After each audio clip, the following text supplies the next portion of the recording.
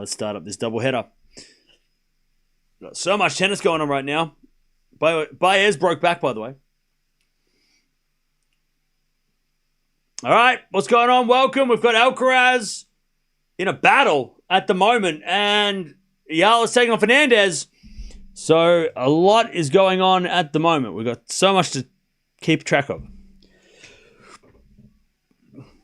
By the way, I'm pretty sure both Alcaraz and Zverev are not playing tomorrow.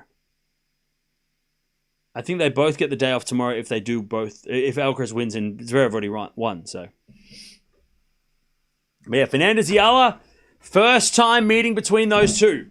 But it's been a match that, like, over the last 12 months, a lot of people have asked for. So the tennis gods listened. Backhand goes long by Vatanen, 15-love. 15-love. As Alcaraz serves again.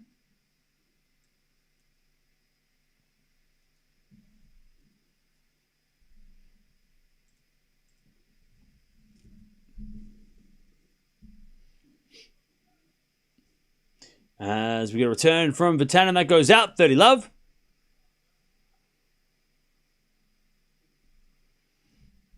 Love.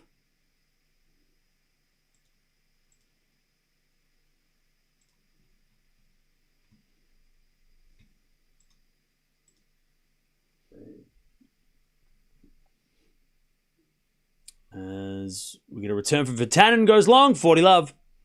This is better from Alcaraz.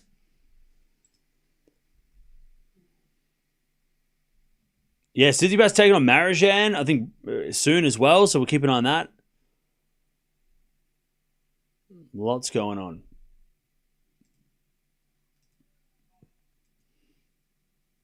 As we default from Alcaraz, second serve.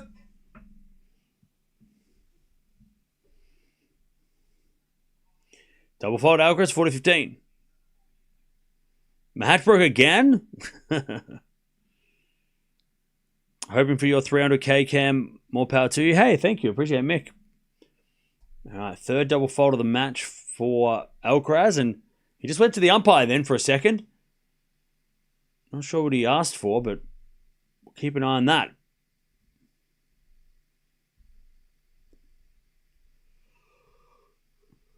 All right, 40-15. Alcaraz is looking at the umpire. Now we had a fault second serve. Hey, Deb, thank you for the 51 months. Appreciate that. As with a backhand now from Vatanen. Alcaraz drop shot. Vatanen gets it and puts it up the line for a winner. Alcaraz was kind of sleeping. 40-30. Alcaraz just caught napping. Rinderknecht versus Fonseca tomorrow. Yeah, what time is that on? Do we know? Greetings to the Philippines. Hey, what's up?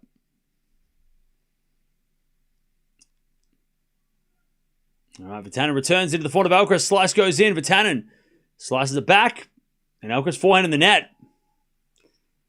And we get to deuce from 40-love Alcaraz.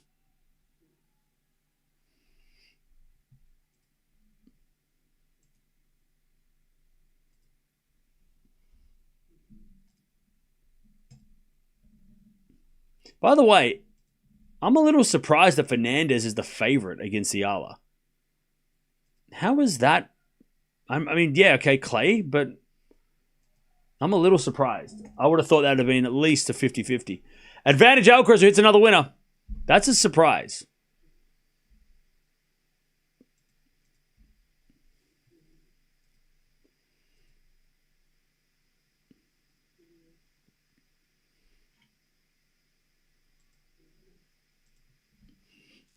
All right, advantage Alcaraz. As Vatanen sliced the slice of Alcaraz. Vatanen with a drop. Oh no, it's a forehand slice winner. Oh, he fooled us all. Great shot. Deuce.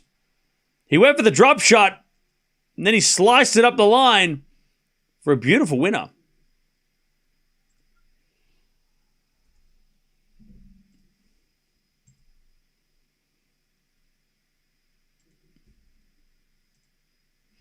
All right, deuce. As the return goes in the back of Alcaraz. Forehand from Vitanen goes long, and it's advantage Alcaraz. Carlos is in a battle. A serious battle.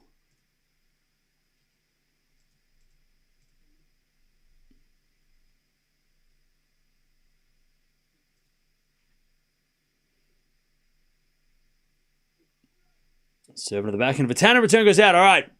Alcaraz from 40 love saves the game. And he is now in the lead again. 5-4. Big fan here for Alex from the Philippines. Hey, what's up?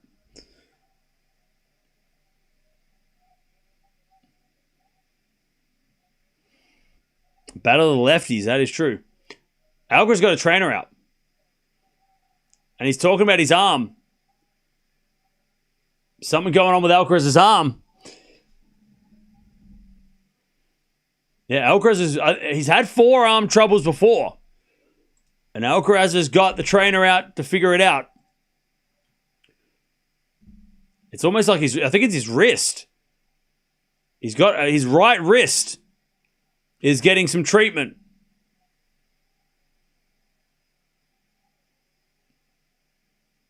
As they shake hands, well, not really. He just grabs his hand to make sure it's okay. But yeah, they're just trying to work on the forearm and see what's up.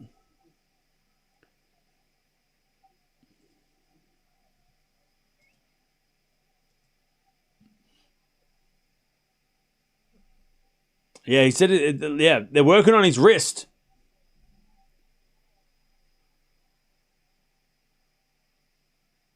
I think they're going to give him they're going to give him some painkillers.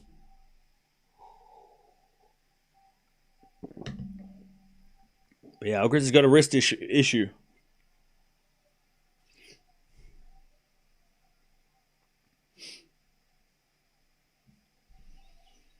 By the way, Eala are about to walk out on court against Fernandez.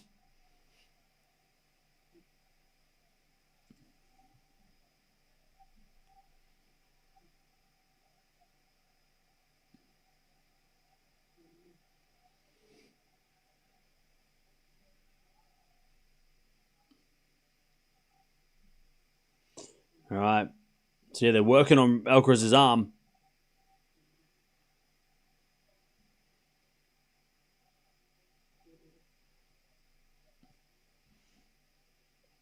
This is not good.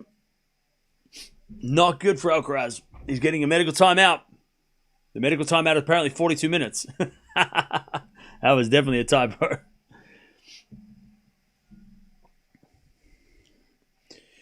So they're just showing here, when Alcaraz did that reverse flick shot, that's when he sort of hurt his wrist. That's what they reckon it was when he did that like reverse flick, and it was an awkward shot. Even though it was a trick shot, it was a very awkward twist. That's when he looked like he hurt his wrist. It could have been on the serve though. Because he caught it straight away, so maybe it was on the serve. Might have been before that.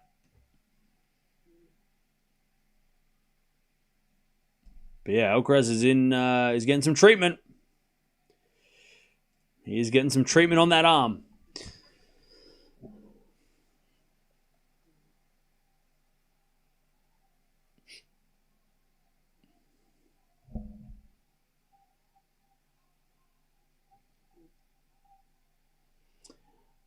All right.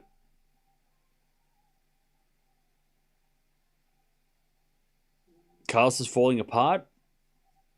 Well, no, he's just played a lot of tennis this year. All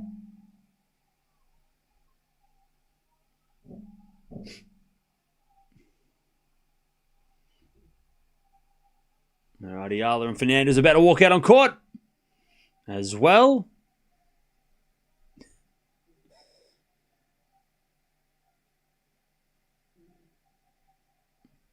Yeah, it looks like it might be forearm more than its wrist. So that's good. But he is getting his wrist taped up anyway. But yeah, this is not good. Now they're just showing a replay of the... Again, I don't... The way that the quickness in Alcaraz... I don't think Alcaraz did it on that shot. Because Alcaraz went to the trainer... Sorry, he went to the umpire right away. I don't think Alcaraz did it on that shot.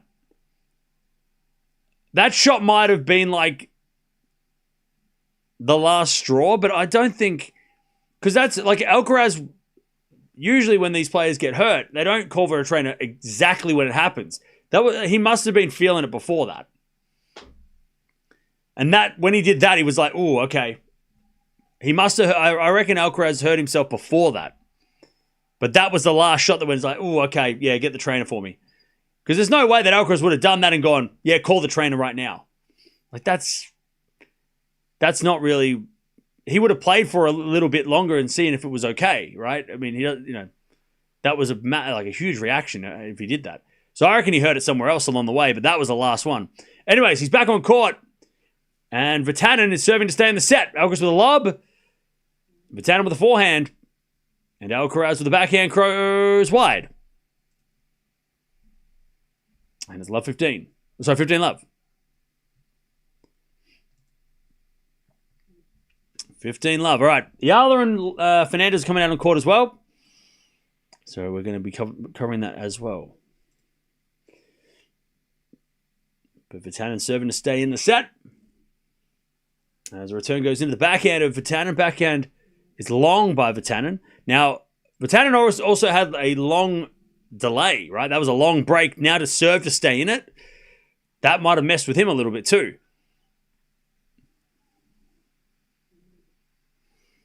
Because he was playing pretty well. He's been playing pretty well. First serve is a fault. Second serve.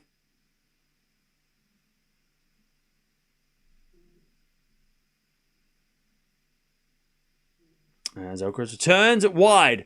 And I'll tell you, with Alcaraz getting his wrist strapped, he's not going to have that flexibility in his arm. You know how, like, if you tape up your wrist, it's going to be stiff, right? You're not going to be able to move the same way. You're not going to be able to, bend your wrist the same way. So this is going to be interesting to see how Alcaraz can deal with having his wrist strapped.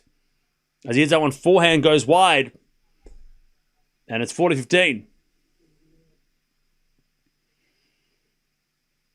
All right, Eala and Fernandez walking out on court. Can you describe the crowd for Alex and Fernandez? I have no idea because I can't see them because they're in the dark. It's inside, so the courts are dark.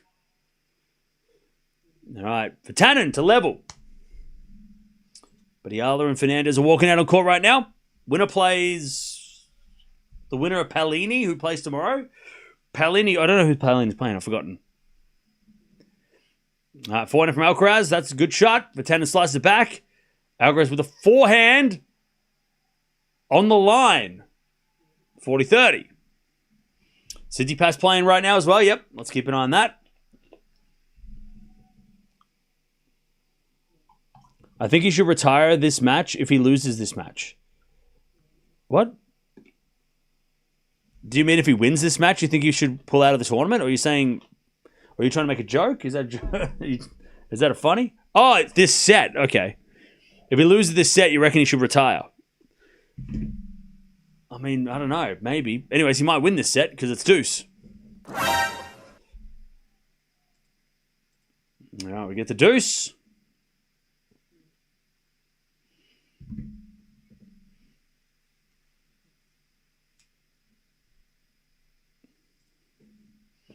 All right.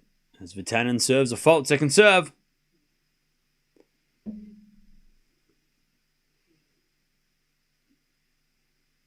As the backhand return goes in from Alcaraz, the forehand of Vatanen. Alcaraz backhand on the stretch. Vatanen, forehand goes long. Advantage Alcaraz. Set point to take the first set. All right, Eala and Fernandez are warming up.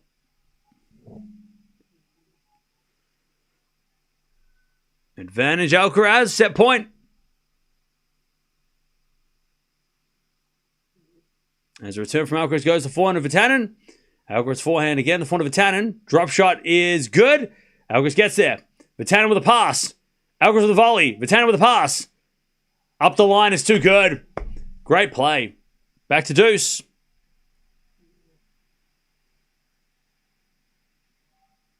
All right. We get back to deuce.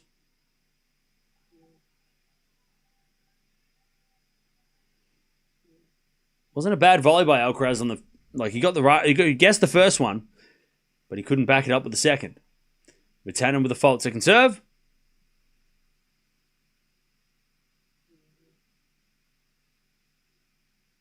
As the return goes into the forehand of Vatanen. Vatanen hits it out. God, I tell you, Vatanen's just giving Alcaraz some free points too. He's giving him some free points. Oh, so Sonmez versus Paolini. Winner plays Eala or Fernandez. All right. Set point number 2 for Alcaraz. To take the first set. Serve is a fault. Second serve.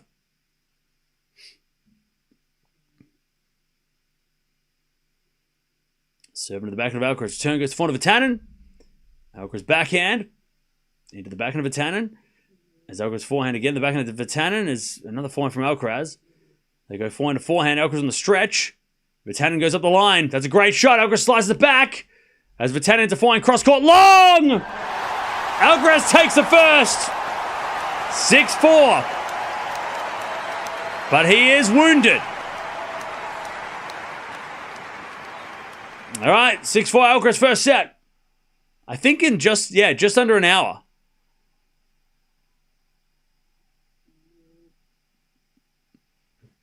All right.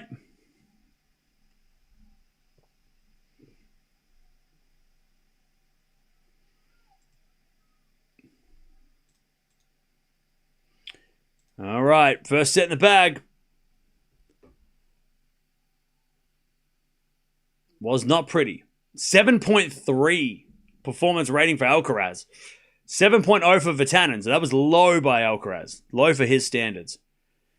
Super. I mean, he's usually in the 8.5, 9 range. They both had 4 break points each, and Alcaraz just took the one. That was all the difference.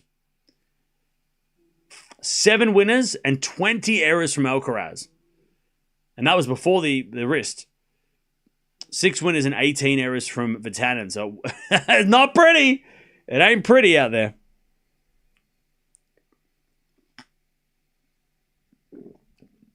All right. Fernandez and Eala are warming up. And then they will begin. The battle of the lefties.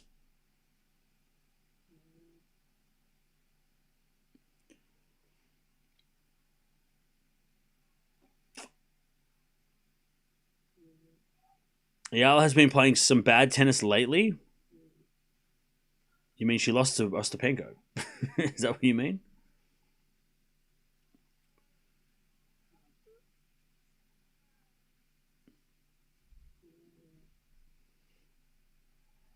So Fernandez won the toss and elected to serve.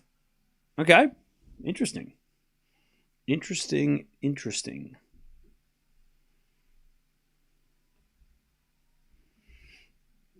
Thanks, Dutchy. Appreciate that.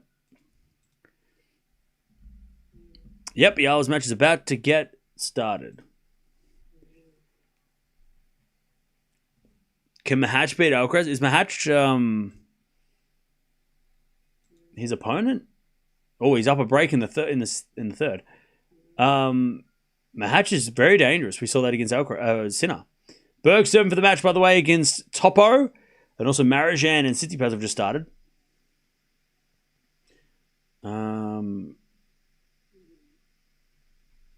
Yeah, but I am surprised. Like I'm genuinely surprised that Fonseca, that Fernandez is the clear favorite. I would have thought it would be more of a 50-50 considering Fernandez is not playing great. Even if the surface may be in Fernandez's favor. But I still think that based on this year, I mean, Eala's not... I mean, she's not bad on clay. She just hasn't proven it yet that she can play on clay. She wasn't terrible last week on clay. She just played Panko. And she took it it was a close straight sets. People forget. People want to see the result and go, oh, she lost. Yeah, but she was up a break in on both sets against Panko, and Panko's a good clay court player. She's a French Open champion. So I don't know. Maybe I'm chap. Leylah's not playing like I wouldn't be confident enough to pick Leylah, right? She's not playing well enough. All right. Fernandez a serve. And it's a fault. Second serve.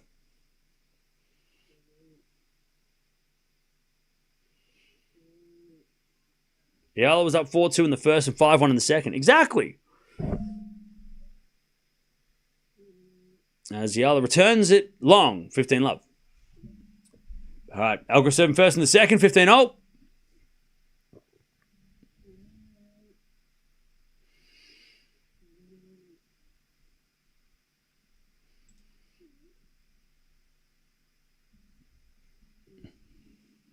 right. 15 love. As Fernandez serves again. Into the back of Eala, but it's called a fault. Second serve as Alcaraz gets to 30-15. Hits the line again.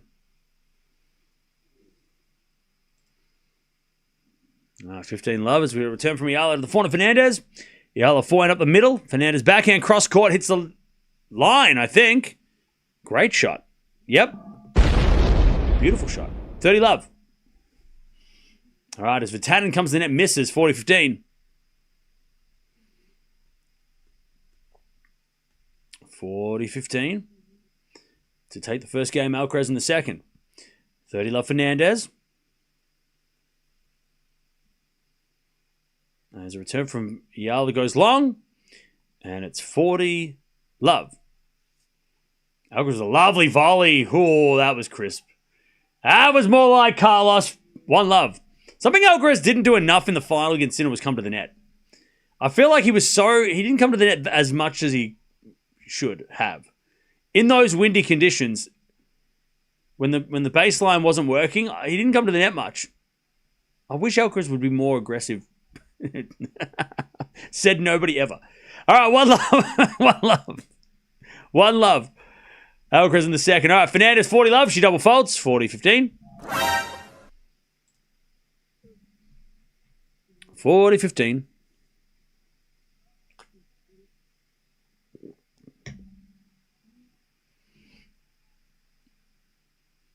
All right, serve again from Fernandez.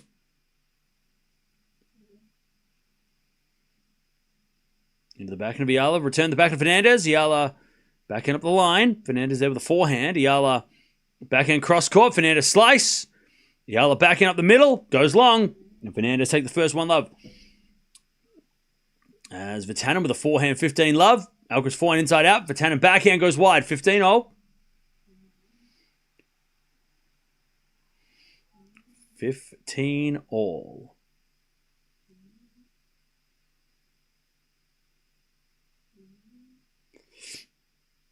Can peak Eala beat 2026 Alcaraz? Are you high? Again? Come on now. All right. 30-15 Vatanen.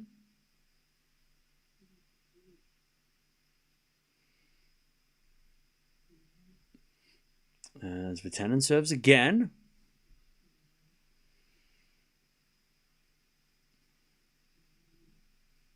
A fault. Second serve.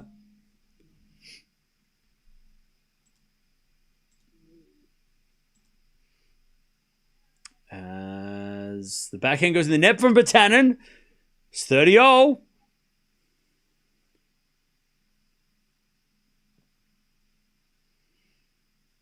don't ever disrespect yourself rooting for Eala. Hey, where's my hat, bro? Where's that hat that you said you were going to post from Doha? I've been to the PO box at least 6 times since you said you were going to post it, and it's been at least 6-7 weeks. And you promised. You promised, bro. Where's my hat? The one with the tennis ball and the ears? Where is it? You promised. You said it was on the way. It hasn't even landed here. Where the hell is it? 30-all. Is it a backhand rally? Vatanen trying to level in the second set. As with a forehand in the net from Vatanen. And it's 40-30. Eala 30 love, by the way. 30 love. If you're going to come in here and call Eala an amateur, you better send my bloody hat. You promised. You promised, bro. You said, Cam, I'm sending you that hat. I'm going to send it to you. We're all waiting. As Vatanen hits it out. And Alcaraz breaks. 2 love. Sorry, it was 30-40, not 40-30. I was reading the score upside down. All right, 2 love. Alcaraz breaks. Oh, now he goes quiet. All right. Now he's going quiet. Billy Idol looks good. Where the hell's Billy Idol? Where is he at? Billy Idol's there. Where is he? Is he in Stuttgart or is he in Barcelona? Where's Billy Idol's there? That's crazy.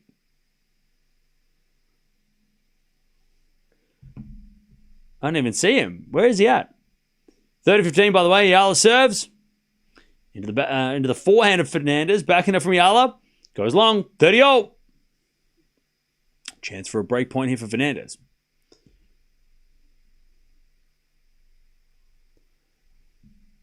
As Alcaraz 15 love. Comes net with a volley. Oh, but he hits a drop volley in the net. 15-all. I sent you ages ago. Oh, did you? Where's the tracking? Where's the tracking number? As the return goes to the net by Fernandez. 40-30. Oh, random comment. I thought you were saying Billy Idol was there. I thought you saw him. I didn't see him. All right, 15-all. Alcaraz forehand. He comes to the net with a volley. But Vatanen with a backhand. Straight to Alcaraz at the net. But Alcaraz in the net again. With another missed volley. All right, 15-30 Vatanen. Chance to get back on serve. 40-30 Eala to get on the board. Serving to the forehand of Fernandez. Forehand from Eala. Into the forehand of Fernandez up the line. Great shot from Fernandez. And we get the deuce.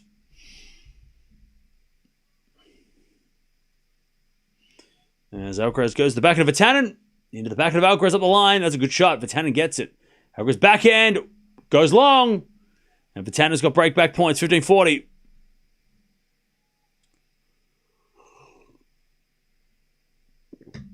As the return goes in the back of Eala. Up the line. A winner from Eala. Nice shot.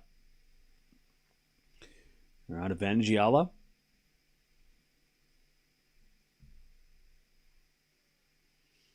As the return goes in the back of Alcaraz. Backhand of Vatanen. Alcaraz with a drop volley. Winner. All right, 30-40. One saved. As the backhand return goes into the forehand of Eala. Advantage Eala here as Fernandez forehand of Eala.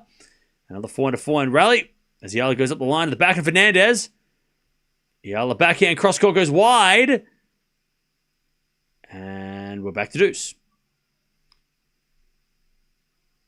As we got a backhand now slice from Vatanen. Alcaraz with the drop shot in the net. We're back on serve. Again, sloppy from Carlos.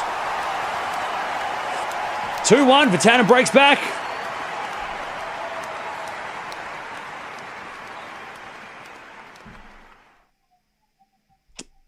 All right. Eala trying to get on the board here. She serves a fault. Second serve.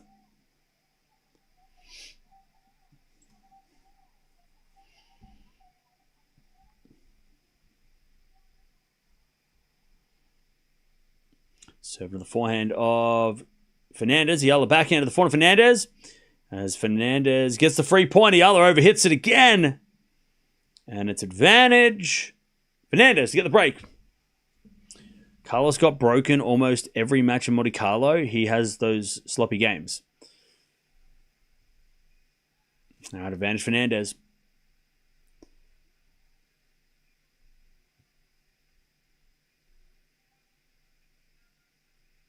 Serve. Into the back of Fernandez. Return goes back into Eala. Fernandez. Backhand. No. Fernandez hit it long on the return, and we get the deuce. All right. Eala serves again.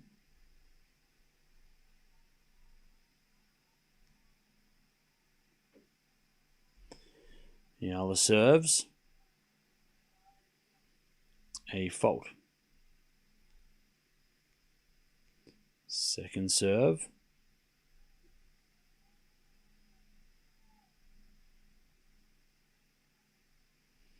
Is a let. Second serve.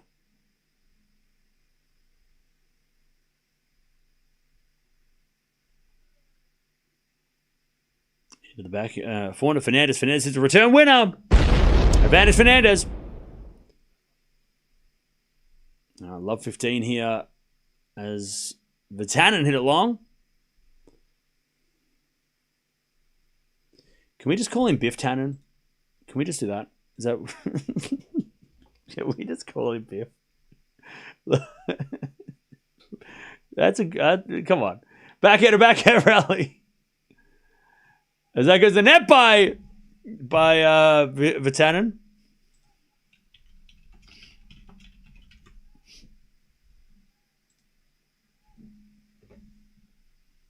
Love 30, Alcaraz.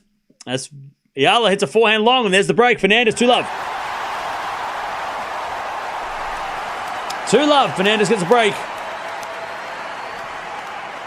Yeah, men's Stuttgart's on grass, but it's on it's at a different venue. It's not at this place because they're playing inside inside a venue here. It's a different. It's in Stuttgart, but it's in a different location. Outside on the grass. Love 40 as Vatanen hits it in the net. Alcaraz to get back the break and lead.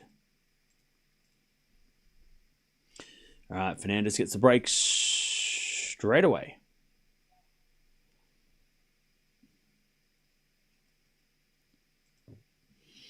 All right, first there's a fault by Vatanen.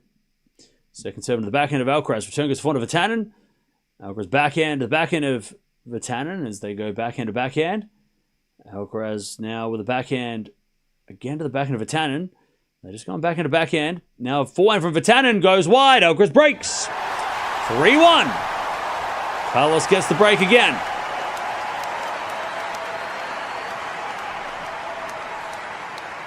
All right.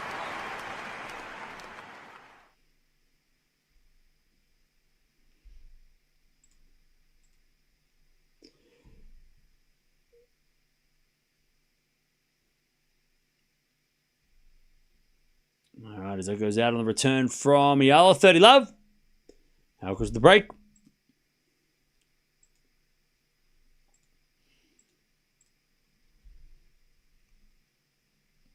As the return goes in the backhand of Alcaraz. Backhand now from Vatanen to the front of Alcaraz.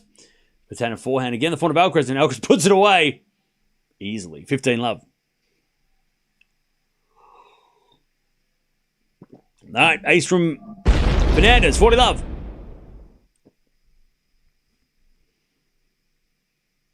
Your two favorites are playing, Alex and Carlitos. Hey! Well, this doubleheader is for you. Johnny. 15-love Alcaraz. He's trying to consolidate this break. 40-love Fernandez. She's trying to consolidate the break as well. As she serves in the back of Eala. 400 for Fernandez. Is long. 40-15.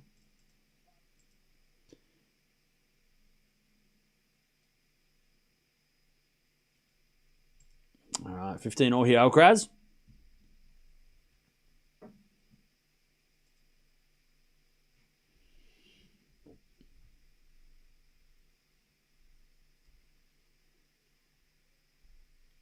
As the return goes into the front of Alcaraz, up the line to the backhand of Vatanen. Alcaraz backhand as Vatanen goes into the forehand, but he hits it long. Does Vatanen, and it's 30-15. As Fernandez holds, 3-love. 3-love. All right, Alcaraz 30-15.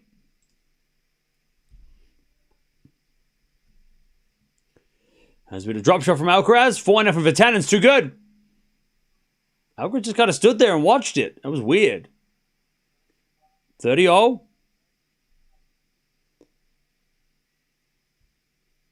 Mahatch just beat Baez pretty easily in the end. Mahatch is dangerous against Alcaraz. Is that that's not tomorrow, is it? Barcelona's schedule came out. He's not playing tomorrow, right? All right, 40-30 as Vatanen misses again.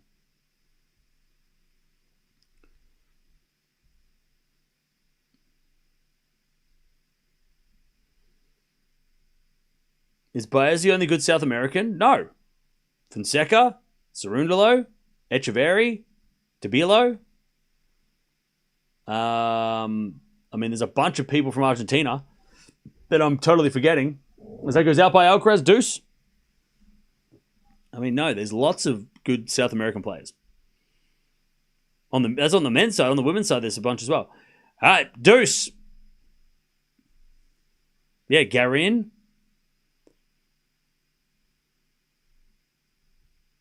Wait, you mean tournament? Oh, is Baez the only good South American, in this tournament? Wait, what? I don't know what you're talking about. What are you trying to say? Are you asking how many South Americans are in Barcelona right now? Is it a backhand rally? Alcaraz trying to consolidate the break. Up the line from Vatanen's good. Alcaraz forehand goes in the forehand of Vatanen. Again to the forehand of Alcaraz. Vatanen, another forehand in the net. It's advantage Alcaraz as Eala serves.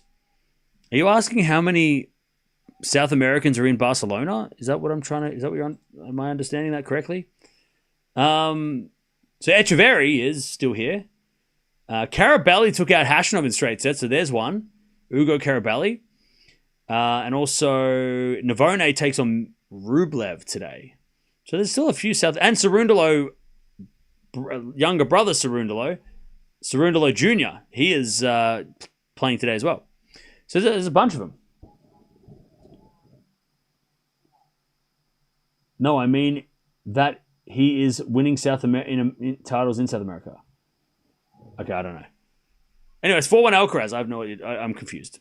Let's just call it confused. All right, love 15. 3-love Fernandez. Serving to the forehand of Fernandez. Return goes to the forehand of Eala. Fernandez up the line to the backhand of Eala. As Fernandez goes again, the backhand of Eala. Backhand Fernandez slice. Oh, drop shot. Too good by Fernandez. Beautiful drop shot. Love 30. Love 30. Gene, what is this saying?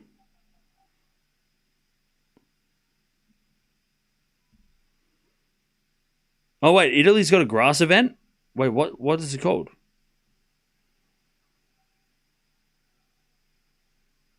Italy has a 250 grass event. Oh, from 2028. Nice. All right. Love 30. This return goes in the forehand of Eala. Fernandez slice. Eala comes down with the forehand. Slice up from Fernandez and Eala with the forehand. Fernandez couldn't get that back. 15-30.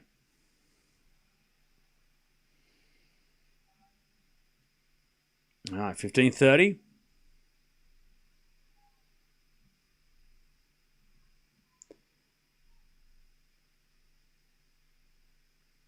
All right, Alcaraz in control now. 4-1. But the arm is still a concern.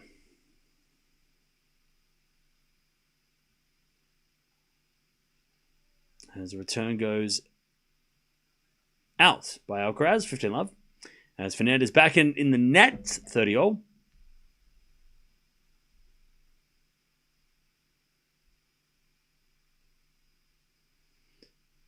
All right, 30-all Fernandez trying to get that double break. And as that forehand from Vatanen goes to the backhand of Alcaraz, but Alcaraz missed it. 30-love.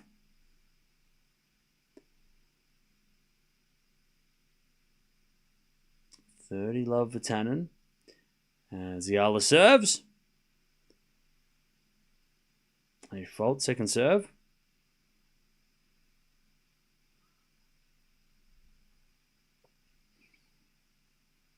Second serve, Eala. Into the backhand of Fernandez. Eala backhand to the forehand of Fernandez. Into the forehand of Eala. Fernandez forehand again. That's just too good. Cool. Fernandez looks like she's got something to prove. 34.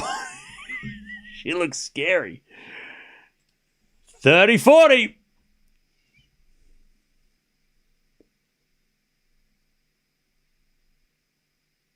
All right, 30-15 here for Vatanen. As he hits a drop shot, Alcaraz going to get there with a forehand. Oh, it's a drop shot back. Oh, but Vatanen gets it past him. Great pickup. Deserved a bigger round of applause, but we're playing in Spain, so if you're playing a Spanish player in Spain, you're not going to get a round of applause. But that was a beautiful pickup by Vatanen. He didn't even react. Like, that was so cool. That was one of the best shots of the day, and nobody reacted, not even the crowd. Nobody reacted to that. That was the greatest shot of the day. What the hell? And nobody made a noise. Anyways, double break. Fernandez 4-love. As Alcaraz slices the net and Vatanen holds 4-2.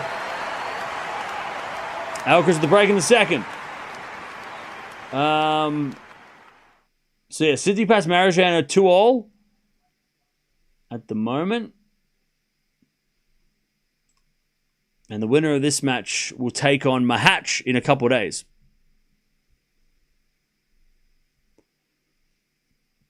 Ah, 4-2 for Alcaraz, 4-love for Fernandez.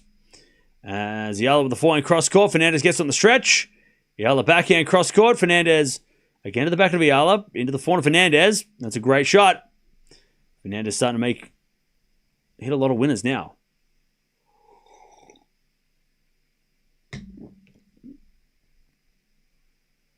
Do you expect Spaniards to cheer against Alcaraz? No. But that was like the shot of the day, and you would have thought in any other stadium that would have been a standing ovation. It was a great shot.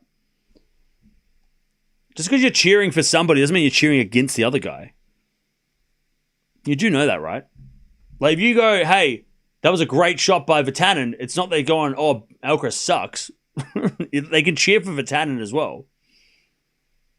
But it was a great shot, and it got no respect. That's all right. Backhand rally. Alcaraz with the break.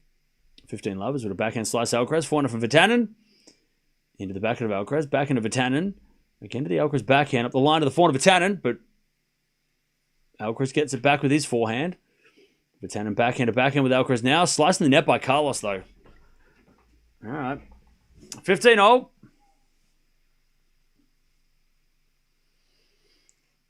By the way, Chad, I swear some of you all just say stuff in the chat just to get attention.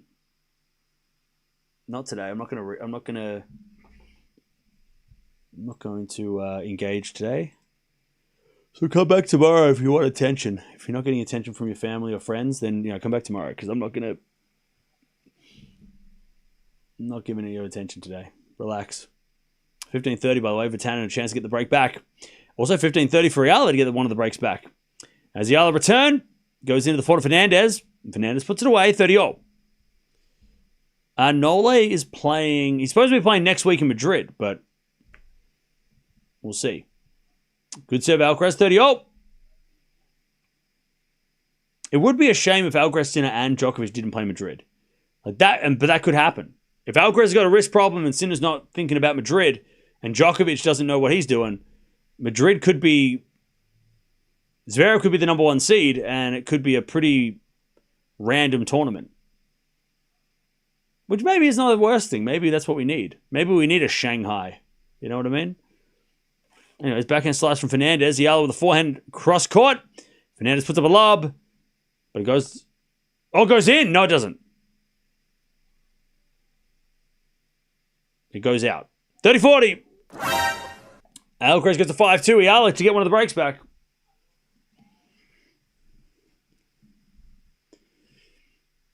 30-40.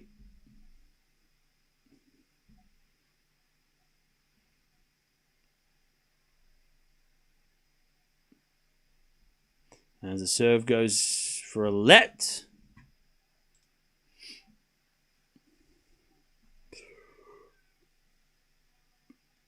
Madrid is a mandatory 1,000. It is, yeah.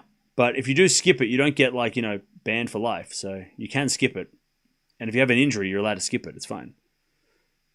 It just means you take a rankings hit and maybe get fined. But it's not a big deal. Not for the top guys. They don't care. They're not that bothered. 30-40. Second serve. Fernandez to the forehand of Eala. Return goes to forehand of Fernandez up the line. Great shot. And Eala slicing the net. And Fernandez gets back to deuce. Sinner will definitely not play Madrid if Carlos is not playing. Yeah, I mean, yeah. There's no incentive for Sinner to play Madrid if Alcaraz isn't playing. If he's number one, ranking safe. And then they both play Rome. All right, deuce. But then on the women's side, I think at this stage, it's going to be stacked. Because Sabalenka's got to play. She's defending champion. Yeah. As Fernandez hits another winner. Advantage Fernandez to go to 5 love.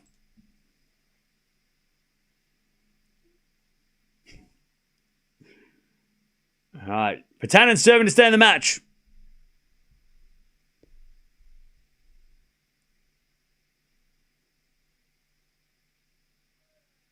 As the return goes to forehand of Vatanen. Forehand from Alcaraz. No. Vatanen hit it long. Love 15. As it backhand now from Fernandez to the forehand of Eala. Fernandez forehand on the stretch. Eala backhand inside out. Slice goes long by Fernandez and we get back to deuce.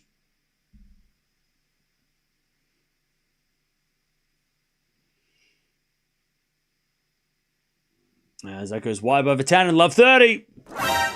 Chance for Alcaraz to take it here. But we will be monitoring him in the next couple of days because he got to play Mahatch. And Mahatch took a set off Sinner last week. The only player last week to take a set off Sinner. And Alcaraz got to play that guy. So, yeah. As Vatanen hits it out, love 40. As Fernandez forehand goes down the middle to the backhand of Eala. Backhand of Fernandez, that's a great shot. God, Fernandez has just hit some clean shots. Advantage Fernandez for a 5 love lead. Love 40. Alcaraz to get the win. Alcaraz not playing tomorrow, right? We confirmed that? I'm pretty sure he's not. I'm pretty sure it's only we're watching Stuttgart tomorrow. Forehand to forehand rally. As Vatanen backhand. Into the backhand of Alcaraz. Vatanen up the line. Into the forehand of Alcaraz. And Alcaraz gets the win. Alcaraz takes it. In straight sets.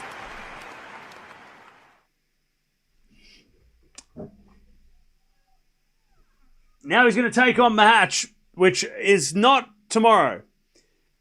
Fernandez, by the way, gets to 5 love. The Eala hits along. Let me have a check. When is it? So Alcaraz is, I'm 90% sure he's not playing tomorrow.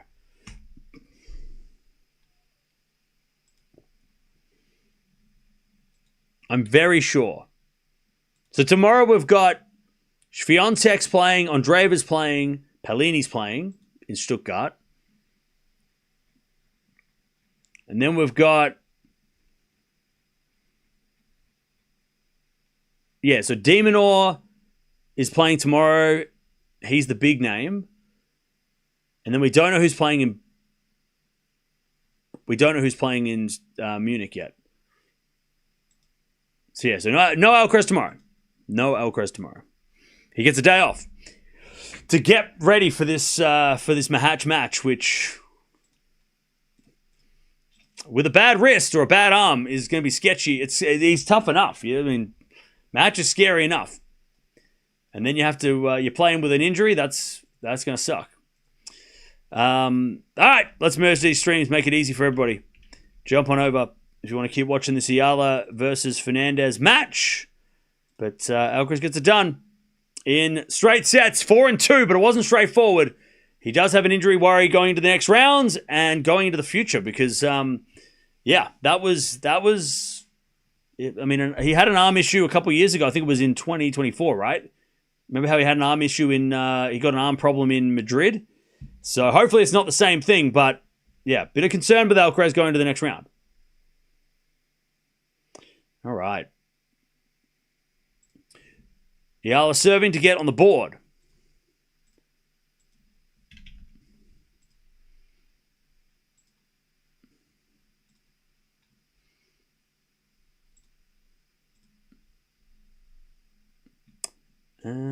All right. 5, Love Fernandez.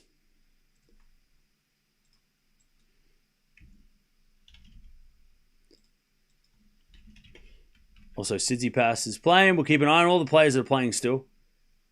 Plenty of matches happening. As Leylah 15 love. Yeah, we've got Tsitsipas 3-all against Marijan at the moment. All right, 15 love. As Eala serves again.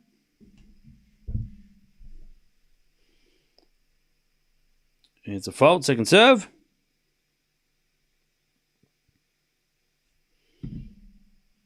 Second serve.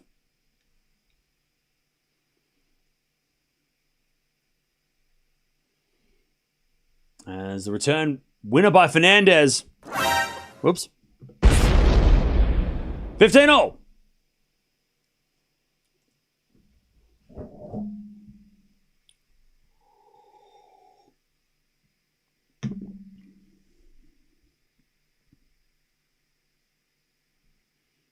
All right, 15-0. As Eala serves again.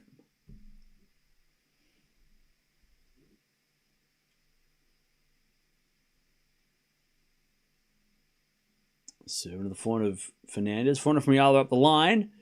Fernandez back into the net. 30-15.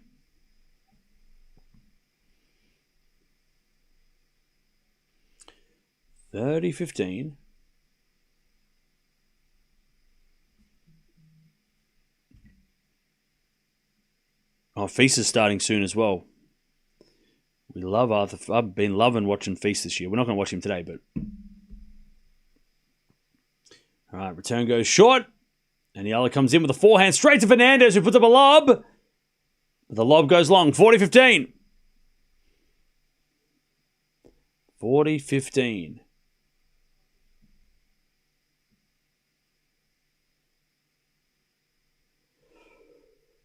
To get on the board. Feast is is playing after Nakashima. Okay, so there's still some time. So maybe in like 2 hours. All right, 40-15. And we're going to fault second serve.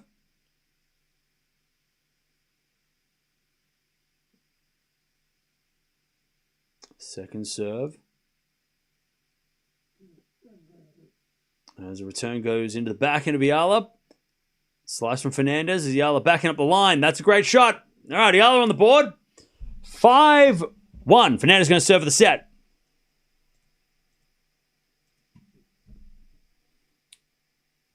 Five to 1.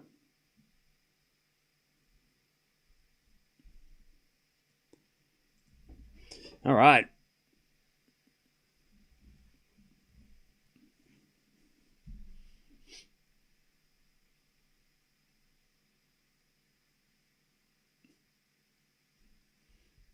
Back to Fernandez to serve for the set. Yeah, I'm not sure what we watch tomorrow. I mean, I hope we get to watch Fonzie tomorrow versus Rinderknecht. We'll definitely watch Swiatek. We might watch Andreeva versus Penko too, because that's fun. That's just going to be a riot. Winner of this match, by the way, gets a day off tomorrow, so that's good. Oh, Fernandez playing doubles tomorrow, though, so she doesn't get a day off. 15 love. If she does win today, she won't get a day off. 15 love.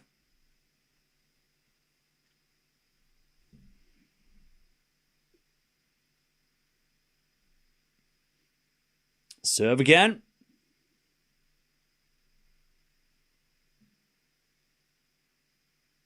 Fernandez serves again.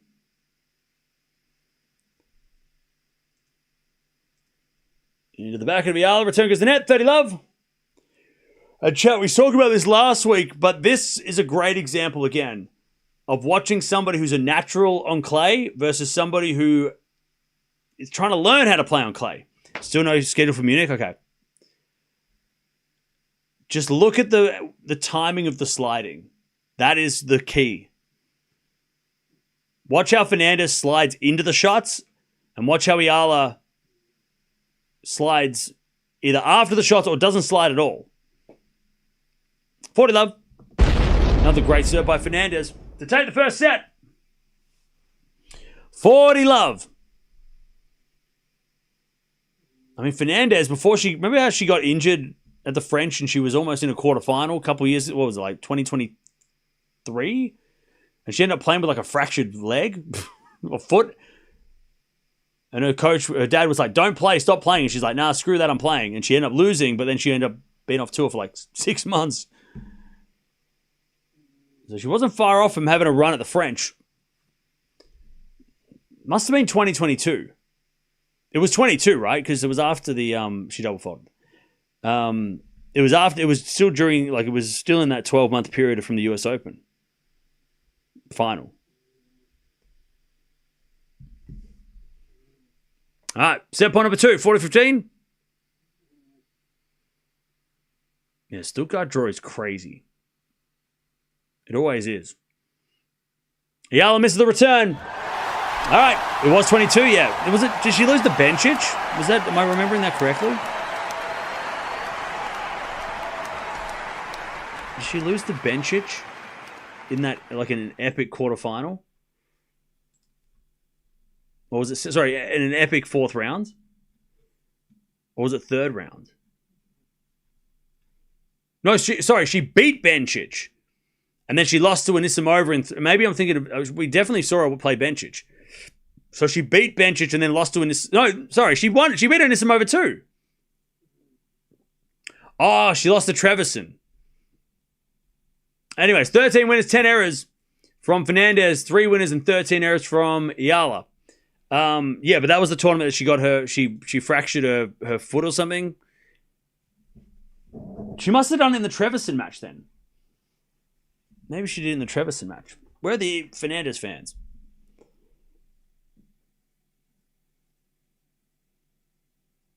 She lost to Trevisan in the quarters, yeah. And I think that was when the injury flared up. And that's a hell of a run. Bencic, Anisimova, and then you lose to Trevisan, which is a bit random, but...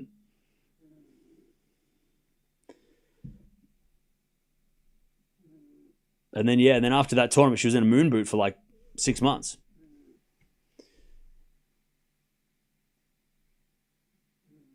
All right, first set in the bag. 6-1.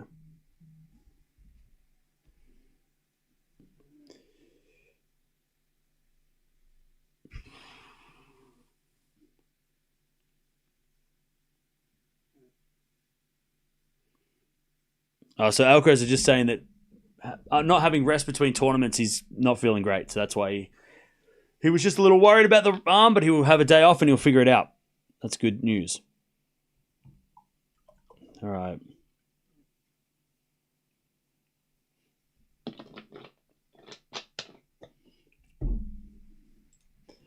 All right.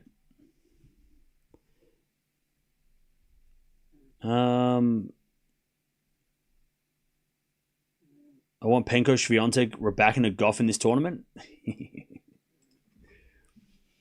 I mean, that could happen. But isn't Penko, Swiatek like a 3rd round or a quarterfinal, right? Yeah. Swiatek's draw. I mean, chat. I know, like, every time... I get it. Swiatek draw, like, you know, me saying that she has a tough draw is a meme at this point. But, like, actually, like, tell me she gets an easy draw, ever. Like, she never gets a tough draw, and it's not because she's not playing well.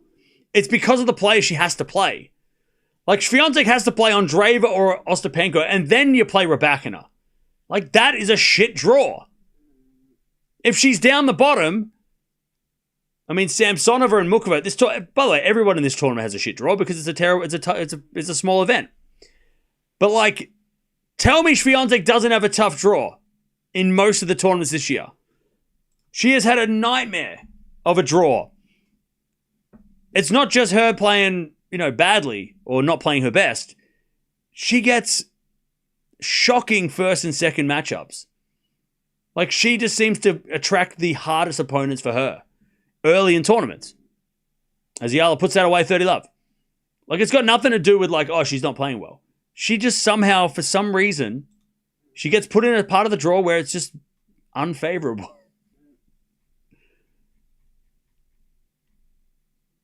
It's got nothing to do with her form.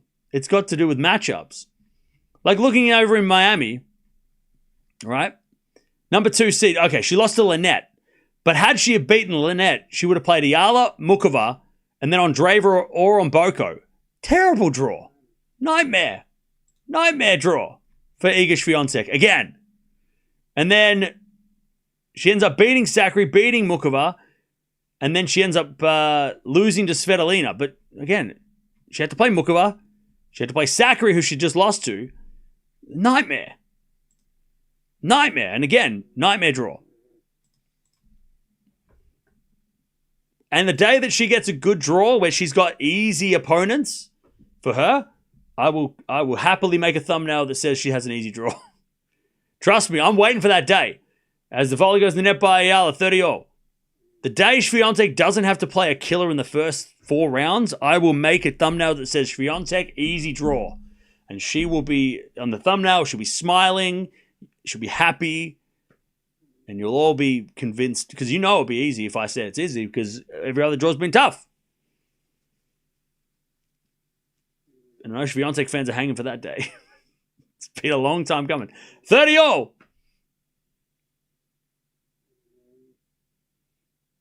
There's a default from Eala. Second serve.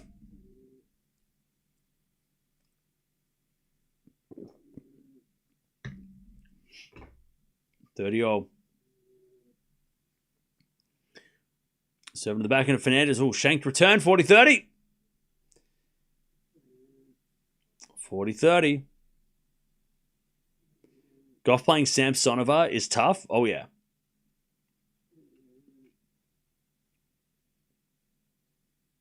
$40-30.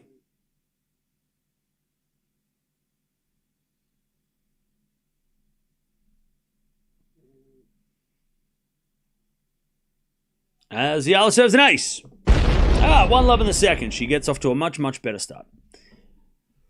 All right. 1-0. By the way, chat, we're almost at 1,000 likes. No, we're not. Why are we not at 1,000 likes? Hang on a second. We're almost at 500 likes. Appreciate that. Don't forget to like the video if you haven't already. And don't forget to subscribe as well. I'll tell you, if Fernandez wins this and Paolini wins, Fernandez-Paolini second round that's kind of fun. We might watch that in a couple of days. Even when she gets an easy draw, she still says she has a tough one. When? Give me an example, and I will look it up. If you say Wimbledon draw got easy after the first round was annihilated with upsets. So don't tell me Wimbledon was easy. She played Anisimova in the final. That wasn't easy. It looked easy. She made it look easy. That was not an easy draw at Wimbledon if you're going to say Wimbledon.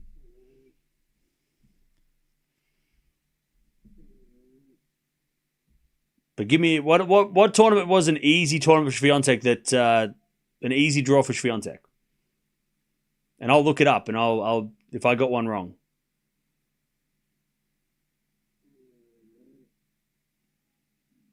All right, 15-love. It's got a fault second serve. 15-love.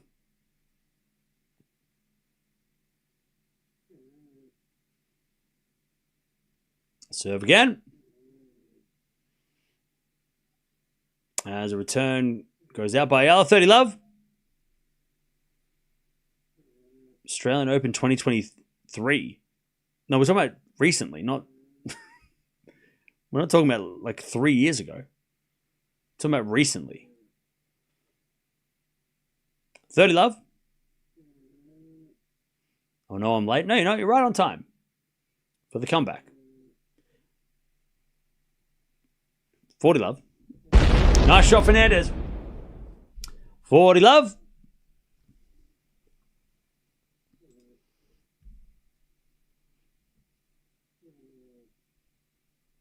Forty love.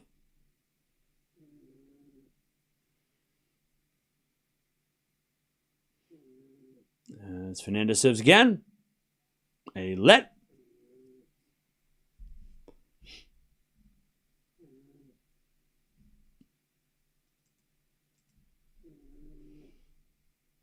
Serve again.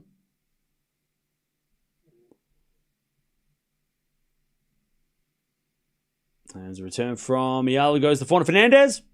Eala backhand into the backhand Fernandez. Eala wins the point though. Fernandez missed it. 40-15.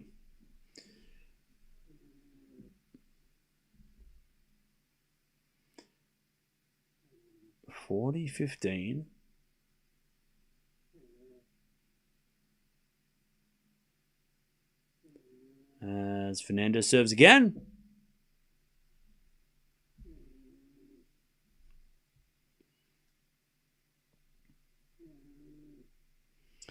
As a default from Fernandez, second serve.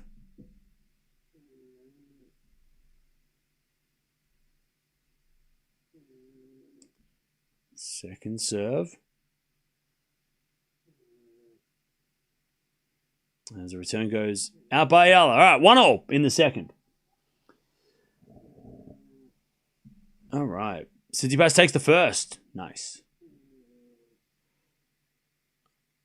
1-1 in the second.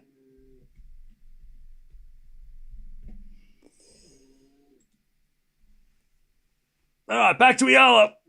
Sabalenka always gets the easiest draws. Anyone who beats Sabalenka, I have never seen them on her draw.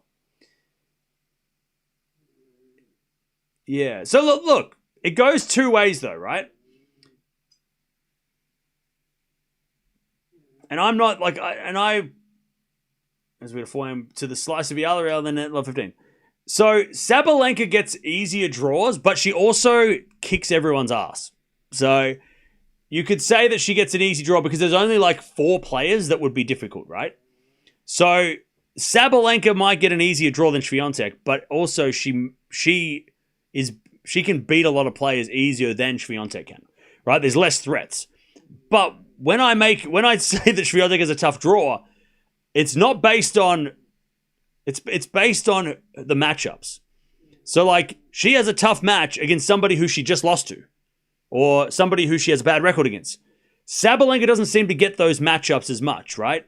It's not like she doesn't play Vekic in the second round, or she doesn't play Anisimova in the quarterfinals all the time, right? It's always Sabalenka always gets the players that she'd rather play. Yeah, there's players that can beat her, and yeah, there's players that she can overcome that are tricky. But again, when Swiatek gets a draw, you look at like the third and fourth round, you're like, oh shit, she's got to play Sakkari again. Oh, she's got to play Eala. Oh no, that's a nightmare. We've seen that twice, right? And there was a nightmare. Oh, she's got to play Mukova who can beat her, right? Whereas Sabalenka, yeah, she's dominating everyone, so maybe that's why it feels easier too. But also when you look at the matches early on, you're like, oh, Sabalenka doesn't have a tough match until the quarterfinals or the semis. Her draw is easy because she, because she dominates, but also the matchups, right? I mean, Zhang, she has a crazy good record against. She only played one seed up until the Raducanu match in Miami, right? Because Baptiste took out some names, which helped her, right? So, again, Keys was there, though, but that was a fourth round. It would have been a fourth round. Whereas Swiatek's draw, if she had got through the lamp, would have played Eala, would have played Mukova, would have played Mboko. That's way worse than Sabalenka's draw. And if Sabalenka had that draw, you'd say the same. You'd be like, oh shit, Mukova fourth round for Sabalenka, that sucks.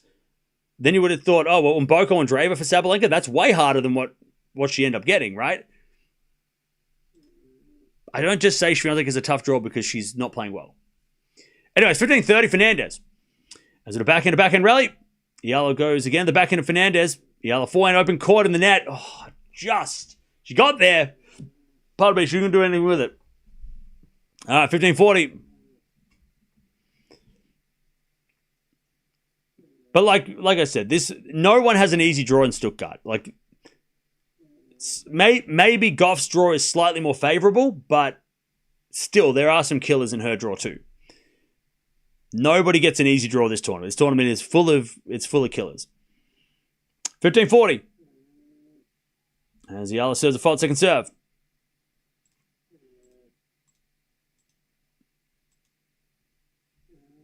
Second serve. Speaking of Swiatek, we're watching it tomorrow against Sigamund. Return goes into the net by Fernandez. One saved, 30-40. 30-40.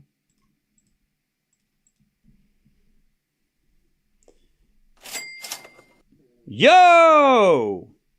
Anonymous, thank you for the $1. Appreciate that. 30-40. Still break point for Fernandez. As we get a backhand, goes out by Eala. There's the break. Fernandez with a set and a break. All right. 2-1 Fernandez. Now, the winner of this match will take on the winner of Paolini and... Who was it? Sonmez. Sonmez came through qualies. And also, if Fernandez does win that match, you might have to play Raducanu. So, it's like... It's rough. This is a rough draw. How we doing, chap? Where are we watching from? I haven't asked that one yet. Where are we watching from, chat?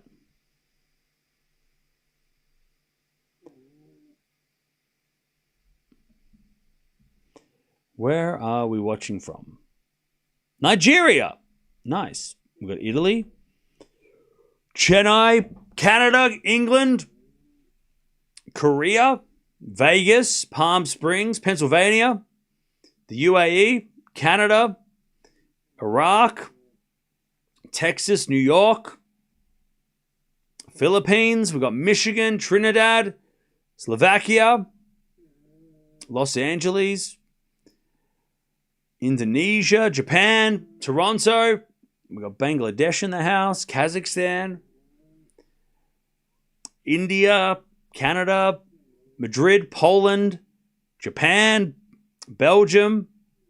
You don't want to know? Okay, don't tell me. All right, don't tell me. Ireland, Orlando, Austria, Riyadh, New Jersey, Costa Rica, Maryland, Malaysia, Boston. All right. Setting a break for Fernandez. 2-1 in the second.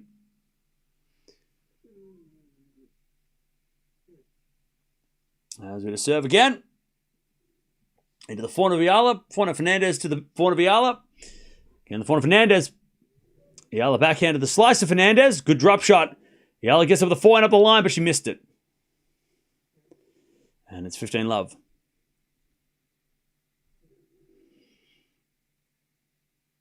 DC, Florida, Toronto, St. Louis,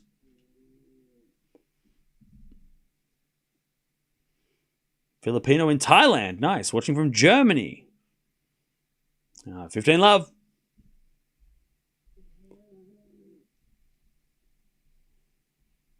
As a return goes into the forehand of Fernandez up the line. Ooh, Fernandez missed. 15-0. Istanbul, Hawaii, Oman, Kenya.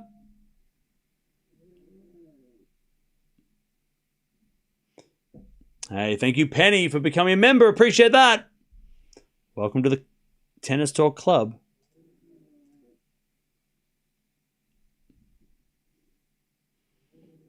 All right, serve again from Fernandez.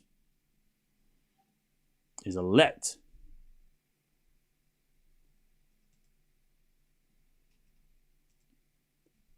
Watching from Frankfurt. Hey, what's up?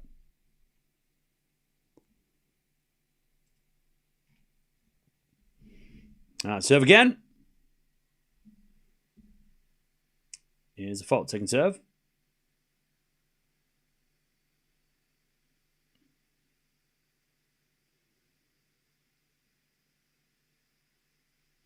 As we get a return into the back of Fernandez. Forehand from Eala is long, and it's 30-15.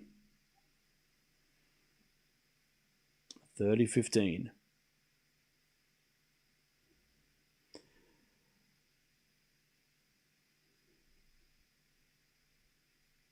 It's news from Carlos. Something in his forearm, but it wasn't serious. He was to see the physio to check it out. Yeah, I heard that too. That's a good sign. Is there sometimes someone from Australia? Nobody from Australia is up at 2 a.m. watching Stuttgart. No, well, maybe one person. Maybe there's one Australian in the chat watching this match, but on a Wednesday morning at 2 a.m., there are no Australians here. Especially when there's no Australians playing. Eala with a return. Winner. 30-all. 30-all. Yeah, I'm the only person in Australia awake right now. I'm the only Aussie awake. And I'm probably the only Aussie awake watching tennis in Australia. Like I said, maybe one other person in chat, maybe. 30-all. Serving the back of Eala. Return to the forehand of Fernandez. Oh, Fernandez missed it. All right, break back point for Eala. 30-40. To get back the break.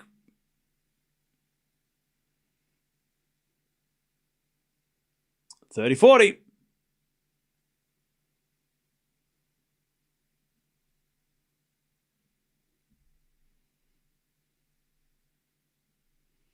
As Fernandez serves. Into the back of Eala, return the nets. Ooh. That goes in. Fernandez has got a tough one to get back. All right, deuce. I mean, maybe someone's watching in Perth because Perth is like late, right? I mean, it's like midnight in Perth, so maybe in Perth. But not the East Coast. Everybody's asleep. Yeah, my dog's not even awake. All right, deuce. As the return goes to forehand of Fernandez. Backing up from Eala. To the back of Fernandez up the line to the forehand of Eala. Fernandez forehand up the line again. Slice from Eala. Fernandez comes in with a forehand drive and puts it away. Advantage Fernandez to go to 3-love in the second.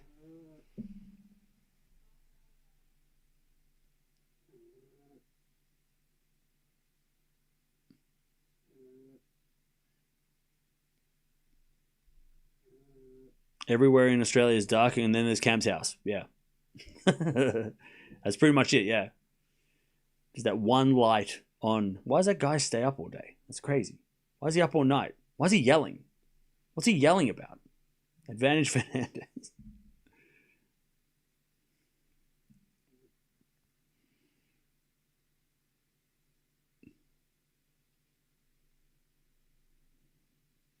All right. As Fernandez backing up the line, Eala with a slice. Fernandez backhand cross-court winner. 3-1. Fernandez with the set and a break. Keeps that break. 3-1. Again, chat, don't forget to like the video if you haven't already. We can get to 1,000 likes. We're almost there. We're so close. Come on. We can get there. Is tennis particularly followed in Australia? It is, but it's just not something that people stay up all night to watch. They might watch Wimbledon. They might watch the US Open or Roland Garros, but for these tournaments outside the Grand Slams, Australians aren't very... I mean, it's probably like most places, right? If it's not on at the right time, people are probably not going to watch it, right? Like, how many of you guys watch the Asian swing? Right? Shanghai, Beijing... I'm talking to the wrong people. You guys would always watch it. But most people in Europe and stuff, and even America, probably won't watch those tournaments because they're just not on a convenient time. Same thing in Australia. Like, people are not going to wake up and watch the first round of a 500 event on a Wednesday. Because they have people have work tomorrow. People have a job. I do not. 30-love. As a default from Eala. Second serve.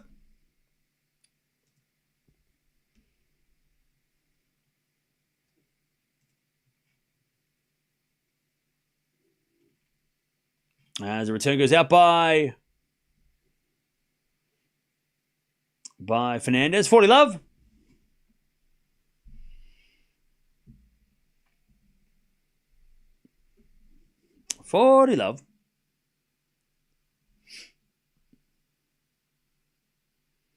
What time is it in the Philippines? I think it's like midnight, maybe.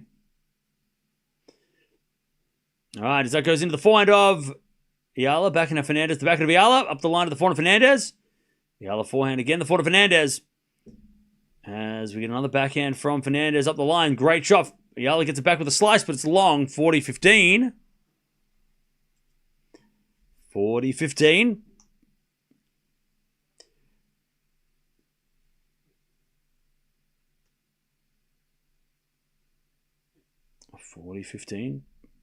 Oh, it's just past midnight in the Philippines. There you go. I can watch live, but I'd rather watch you. Hey, appreciate that. Best way to watch this channel, mute the TV and hang out here. As we get a serve again.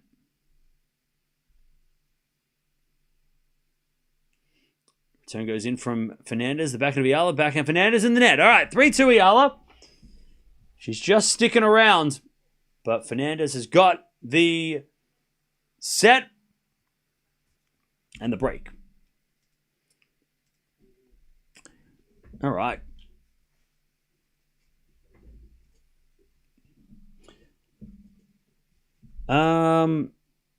Asian swing's good for the Philippines? True. I was talking about more to the Americans and stuff.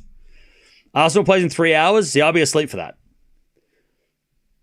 But they'll win because, up the Arsenal, so it's all good.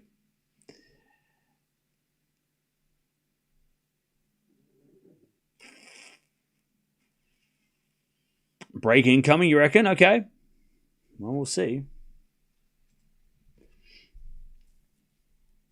Arsenal's playing tomorrow. Wait, are we playing today or tomorrow? Are we playing in 3 hours or tomorrow? Or is that the same thing? By the way, Tsitsipas is up 6-3 and 2-0 in the second. Also, Rublev has just started against Novone. So we'll keep an eye on him as well. How's my team look today? We're taking dubs. Except for Tabilo, but he was a sacrificial play. All right. We just need Feast to win. It'll be a good day. Good day for the team. Madrid is clay. Yeah. We're playing clay tennis up until Roland Garros. There's no other surface. It's only clay from now on. Until the French. Oh, Arsenal's playing tomorrow. Okay. There you go. Do I play tennis? I don't at the moment. I haven't played tennis recently. Because I couldn't juggle tennis, coaching, and this channel. So I had to make a choice. Because there was a point, when was it?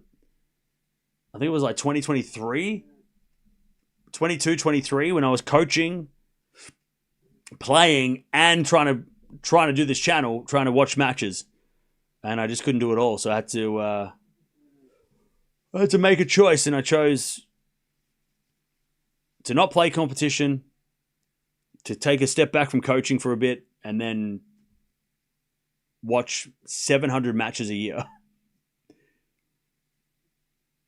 Because I can always go back to coaching and go back to playing. So you chose, I chose you. I chose the channel. So that was my choice. To put all my energy into this and into talking about tennis. Until you get sick of me or until I get sick of me. As that goes out by Eala on the return, 30 love. And then I'll just go back and play. Or coach.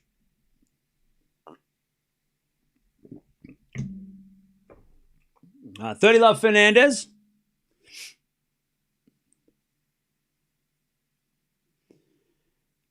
Serve again from Fernandez.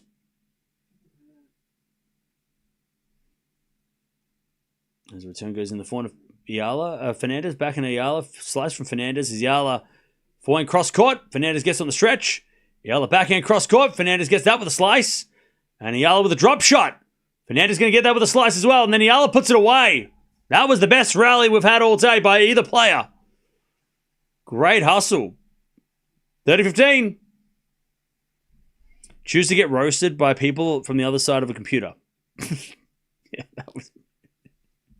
that's what I chose. Yes, I'm like, you know what? I want to get heckled. I'm like, I don't want to coach. I don't want to play. I want to get heckled by keyboard warriors from around the world. Yeah, that sounds more like it. 30-15. As with a backhand up the line to the forehand of Fernandez. Eala forehand to the backhand of Fernandez. Fernandez goes back up the line, and Eala wasn't there. 40-15. Yeah. It's all right, Chad. I got thick skin. I can take it. 40-15.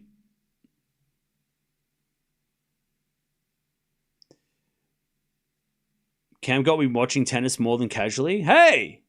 Well, then I've done my job right. If you guys are watching more tennis, then I did my job. 40-15.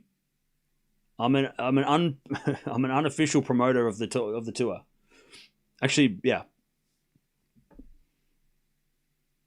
I'm a tennis promoter.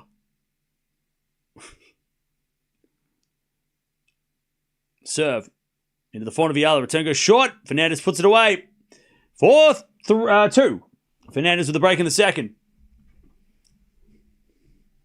What Porsche is the prize? The yellow one? I think they get to choose, don't they?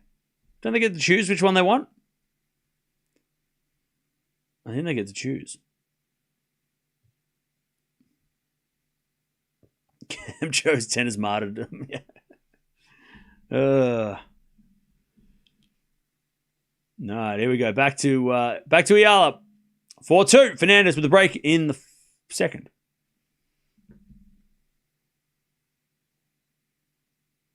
All right, return goes in the forehand of Eala. Backhand Fernandez, the backhand of Eala. The line to the forehand of Fernandez. Eala forehand again, the forehand of Fernandez. Into the forehand of Eala. But Eala overhits it. And it's love 15. Yeah, you win. If you win the tournament, you win a Porsche. That's your bonus prize. I would choose the car on the left. I think the yellow and the white car looks ugly. Who drives a yellow car? Do you drive a yellow car, chat? I'd be driving the blue one. That blue one on the left. The yellow, that's just such a... Come on. It should be red. If that middle car was red or black, I'd get it. Yellow, that yellow is... I'm not driving around that. Sorry. I'll take the blue car. Actually, you know what? No, I'll take the yellow and I'll get it... with the prize money I win from the tournament, I'll get it painted. Yeah, I'll take the yellow taxi cab Porsche in the middle. And I'll get it repainted with the prize money that I win from the tournament. Paint it black. That's what I'd do. I'd take the yellow one, paint it black. That is a tough color. Anyways, 4 goes into the backhand of Fernandez. Drop shot's too good. 15-30. Like, that yellow car is like actually taxi.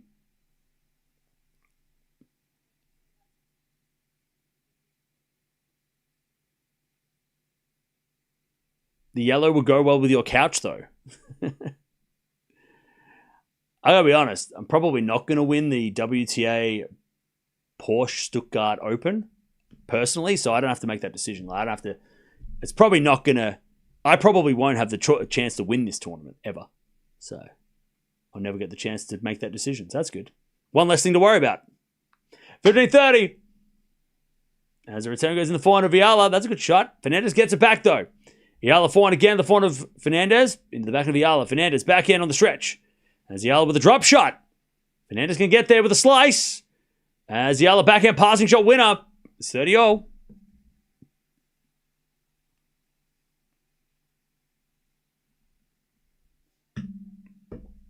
right. 30-0.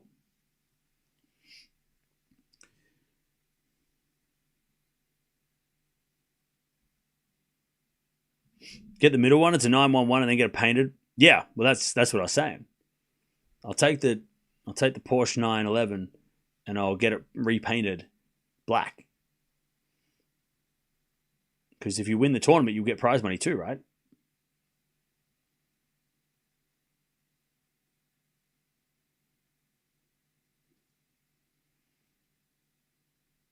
Wow, game in your mouth. Where it to watch in your mouth comments. I'll be honest, bro. I have no idea what you just said. But I'm sure it was witty and hilarious. As with the backhand from Eala into the backhand of Fernandez. Oh, Fernandez, great shot. 30-40. Fernandez to take the double break and serve the match. Do they deliver the car to where you live or do you have to pay shipping? Yeah, I don't know. What if an American wins? Do they ship it over the water or what's up? It's a good question. These are the questions that we need to answer. If Coco Gauff wins this, how does she get it back to America? Or do they just give her one from the American Porsche dealership, maybe? Anyways, 400 rally. We need to find out these answers. These are the answers we need. Backhand to backhand rally. That goes out by Eala. Fernandez double break.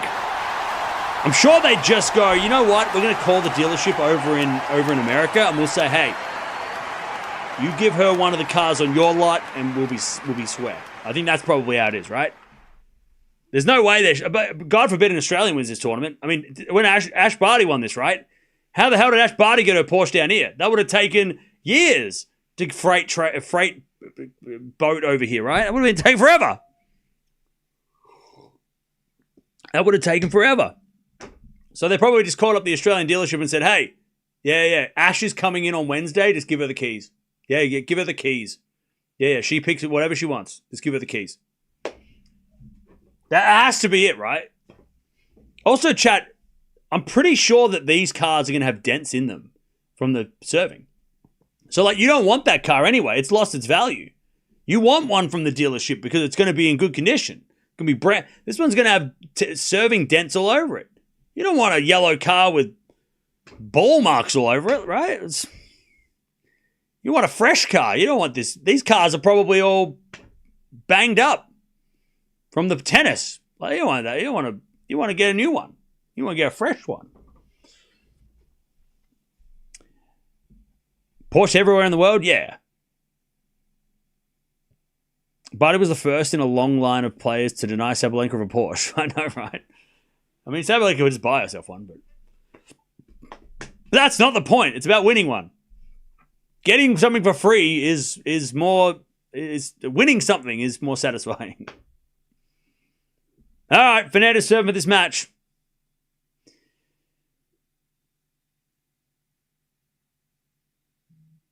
And Eala's got to go back to the drawing board. She's got to go play in Madrid in a couple of weeks, or in about a week's time.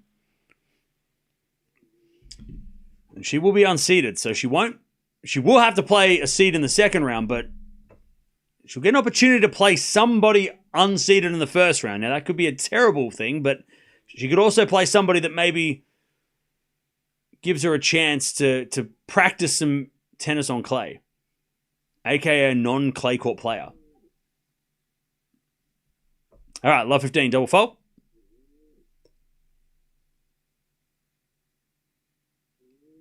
Missing Barty's game? Yeah. Yep. We all miss Barty's game.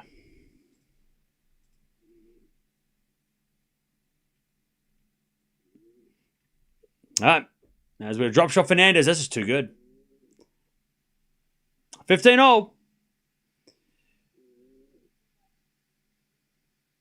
Oh, did Mukova hit the blue Porsche? Well, don't pick that one. That one's broke now. You can't pick that one. That one's lost that's gone down to $100 grand. $100 grand a dent. Mukova broke it. Don't pick the blue one. Blue one's got a big old tennis ball dent in the front. 15-0.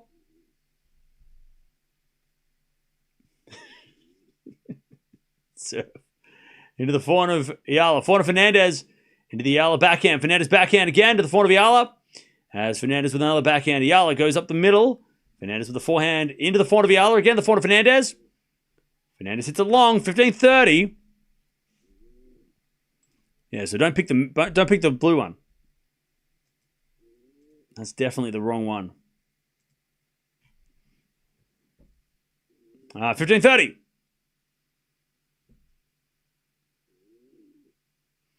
Eala looking for the comeback.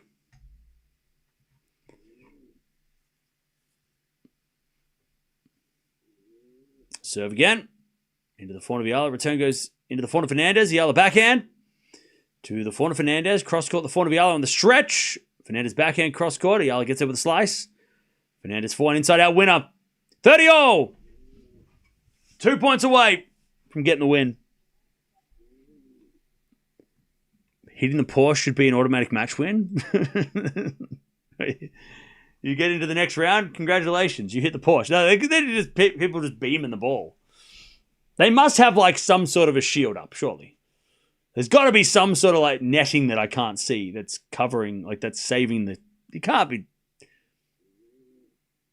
There's no way that those cars are just sitting there open. Like you got to have some net or something to save the cars from the tennis balls.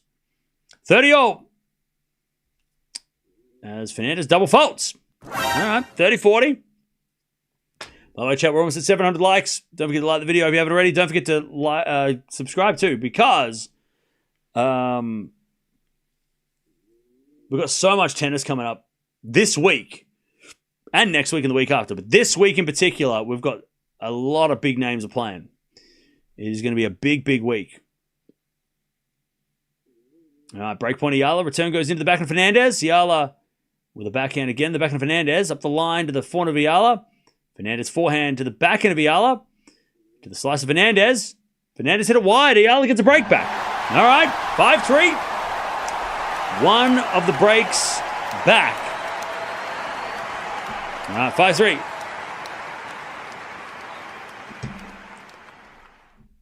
5-3. Now Eala serving to stay in the match. Rublev got a haircut. That's more important news. Holy shit. That is insane. Are you sure? Or is it just he's wearing a hat? All right. Forehand. To the backhand of Fernandez. Forehand from Eala. That's into the corner. Great shot. In comes Eala with a forehand winner. And it's 15-love. 15-love.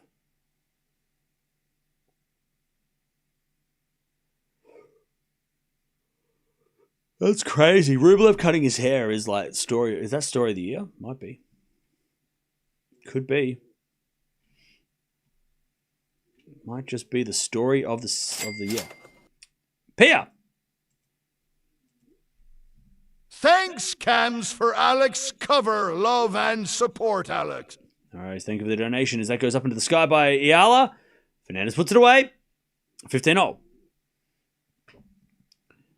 Rublev has shorter hair, not a buzz cut. Don't panic. Okay, so he didn't buzz his hair off. He just cut it, like he just trimmed it.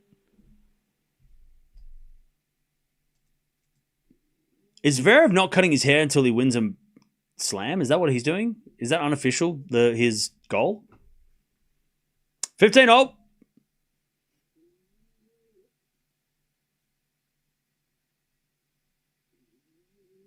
Like, Zverev's getting a buzz cut when he wins a slam, right? Like, they're going to buzz his hair at the ceremony, right? That's what he's going to do, right? Like, he is going to just when he wins a slam, right? Well, that's what's happening. I hope that happens. That'd be epic. 15-0. I hope Misha grabs the clippers and just gives him, like, buzzes him down the middle of... gives him a mullet. You know, shaves this part, but leaves the... 15-30. Double fault from Eala. 15-30.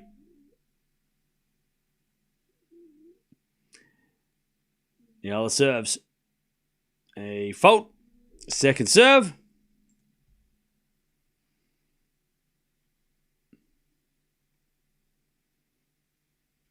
Second serve. Into the backhand of Fernandez. Good return to the front of Eala on the stretch, but Eala hits it long. Match points!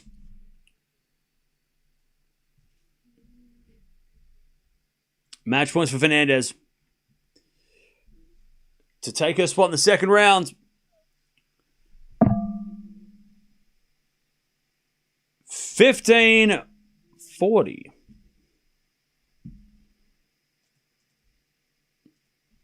As Eala serves.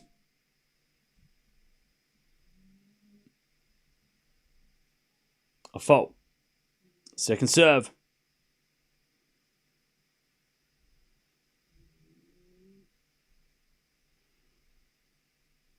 Second serve. Into the forehand of Fernandez. Good return. Eala gets it back with a forehand cross court. Fernandez forehand again to the forehand of Eala. As Fernandez slice. Eala. Forehand again to the back of Fernandez. As Eala with the backhand up the line. Fernandez with the forehand goes wide. 30-40. Can you have huge bags under your eyes? Yeah, it's 2:30 in the morning, brother. And I didn't put on makeup today. I didn't have time to prepare my beauty routine, bro. 30-40. By the way, what do you look like so I can point out your flaws? Second match point. Backhand goes long by Fernandez. We get the deuce. You look cute today. Thank you. I appreciate it. By the way, Rosie, you have a profile picture of a cartoon. I can't even... This is not fair. You can't, like... I can't... What am I supposed to say to you, then? Deuce. Like, you're a good drawer? Like, that was a... You can draw cartoons. You're really good at drawing cartoons. But that was a compliment. You didn't compliment me.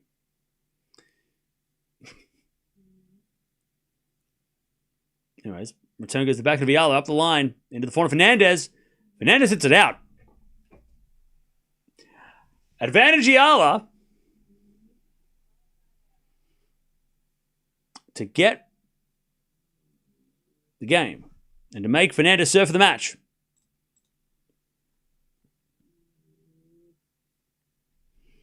Advantage Eala.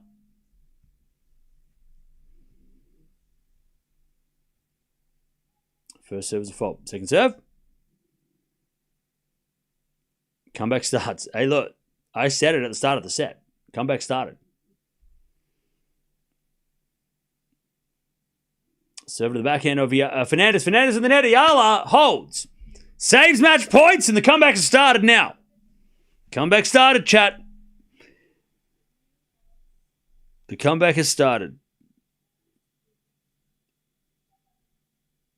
All right. Comeback has begun. She just has to break back and then hold and then break and then get to the third. You reckon Eala's going to win in 5? That would be out of this world. All right.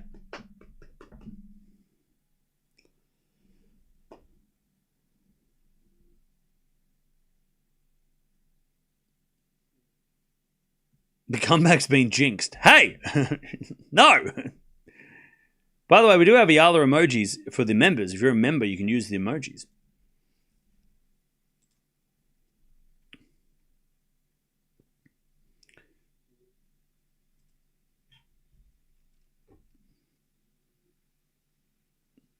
All right. Can Fernandez finish this match?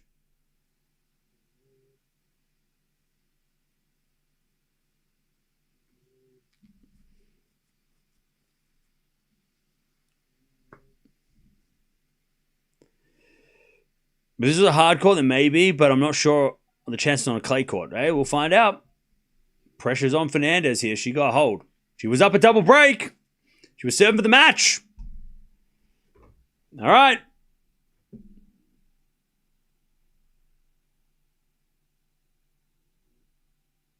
Here we go. Fernandez going to serve the match again.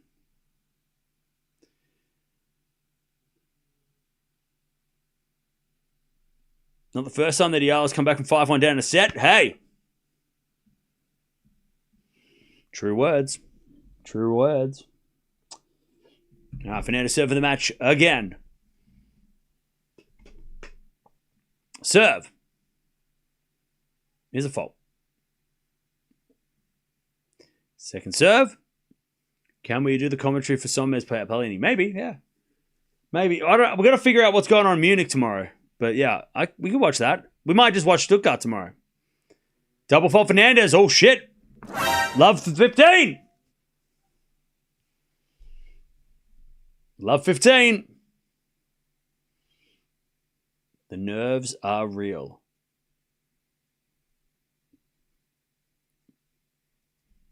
Fernandez has hit 6 double faults. Why are we not talking more about that? Love 15. First serve is a fault. Second serve.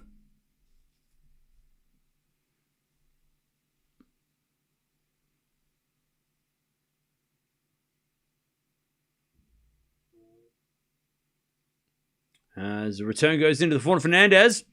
Backhand from Eala. Fernandez with the backhand again to the backhand of Eala up the line. Fernandez doing all the running. As Eala forehand cross court. Fernandez gets it. Eala backhand open court. Fernandez can't get it. Love 30.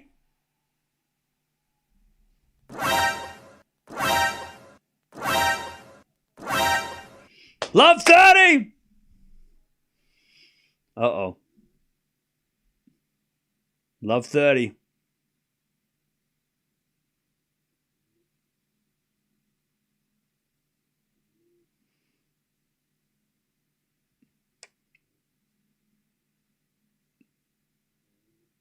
I'm starting to like you. Thanks. First serve's a fault. Second serve.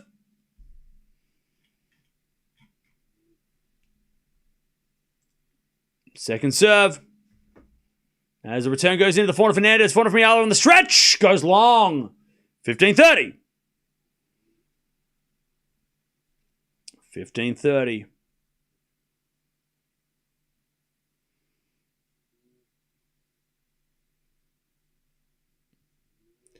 As Fernandez serves again. Who do I have winning Stuttgart? I want Swiatek to win. But it's probably going to be Raducanu. Serve is a let.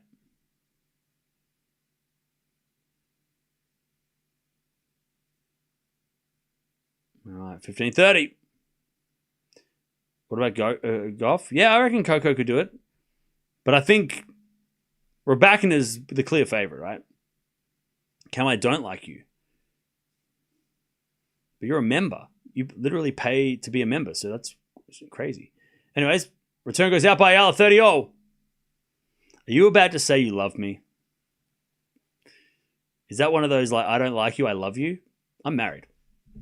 All right, 30-0.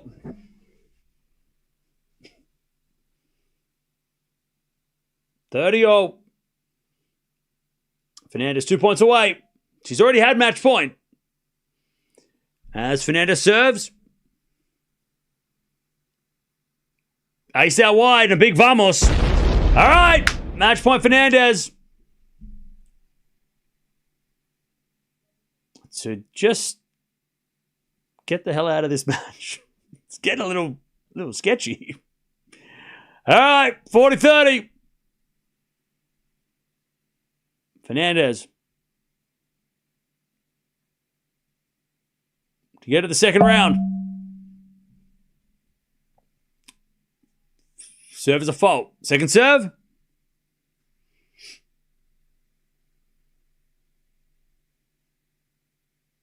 Second serve. Into the forehand of Eala. Fernandez forehand up the line. Eala's going to get there with a backhand.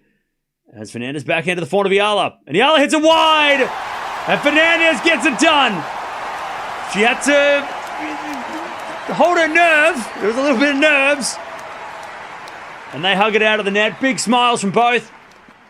And Fernandez is into the second round. GG's. But that wasn't easy. That was getting real it was getting sketchy. Lucky she had the double break. All right. By the way, Tsitsipas got match point. Perfect timing. If you are leaving, by the way, don't forget to sub on the way out. We'll be back to watch more Stuttgart tomorrow. Tomorrow will probably exclusively chill in Stuttgart. Unless we get Fonzie tomorrow. But tomorrow might be a Stuttgart day where we just hang out here the whole time. At least we won't get rain delays. So yeah, Fernandez going to play the winner of Palini and Sonmez. And then possibly Raducanu in the quarters. So that is awkward. Do you think Gauff is fixing her game? Will she become more dominant, getting deeper in tournaments? I think, well, her serve is not going to be as important on the clay, so it could be interesting to see how her game is on... I mean, her game last year on clay was phenomenal, so it'd be really interesting to see that, her game, her style, how her game goes on clay again. Palini has been struggling, yeah. There's an opportunity big time for Fernandez to make the quarters.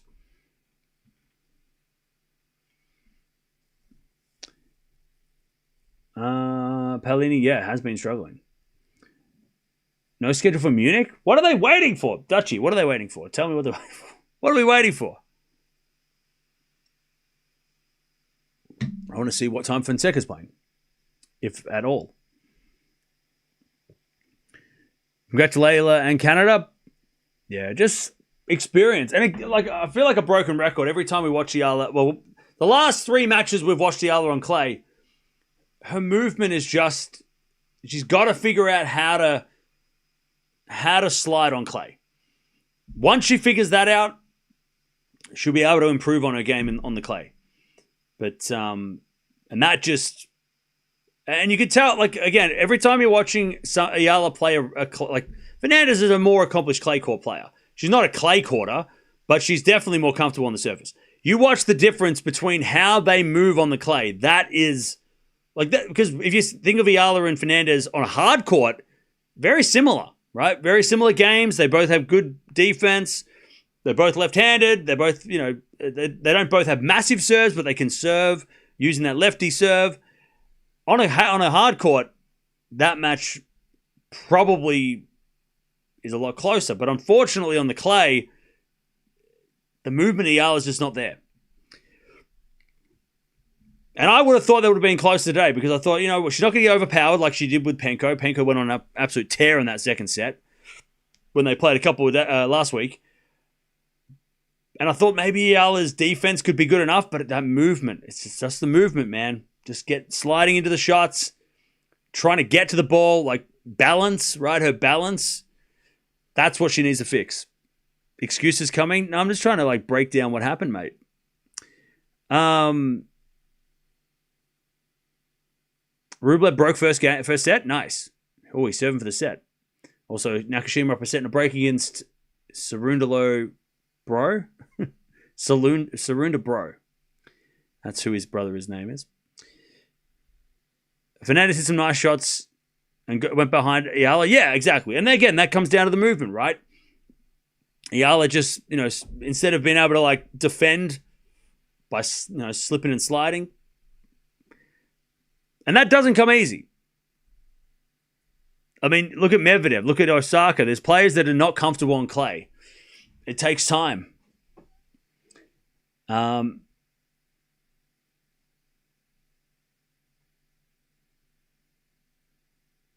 Sliding's almost pointless if you're not starting it before the shot. Yeah, exactly. If you slide after you hit the shot, then there's no point. You got to slide into the shot. And that takes timing as well, right? You got to slide and then you got to slide early enough to get to the shot at the right time. Like there's so much timing involved because if you slide too early, you don't make it to the shot. If you slide too late, you run into the shot. Again, a lot of clay court things to improve. But the good thing for Eala is she has no points to lose on a clay. So if she doesn't win any matches on clay, it doesn't matter because she doesn't have anything to lose on clay. It's the grass that she's got to have to get better for because she has so many points to lose on the grass this year. But her if she does well on clay, good. If she doesn't matter. Her ranking won't change until we get to the grass.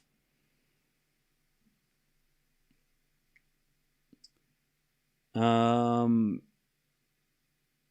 just want to see Swiatek, Nadal play already. Nadal's not played, though. What do you mean?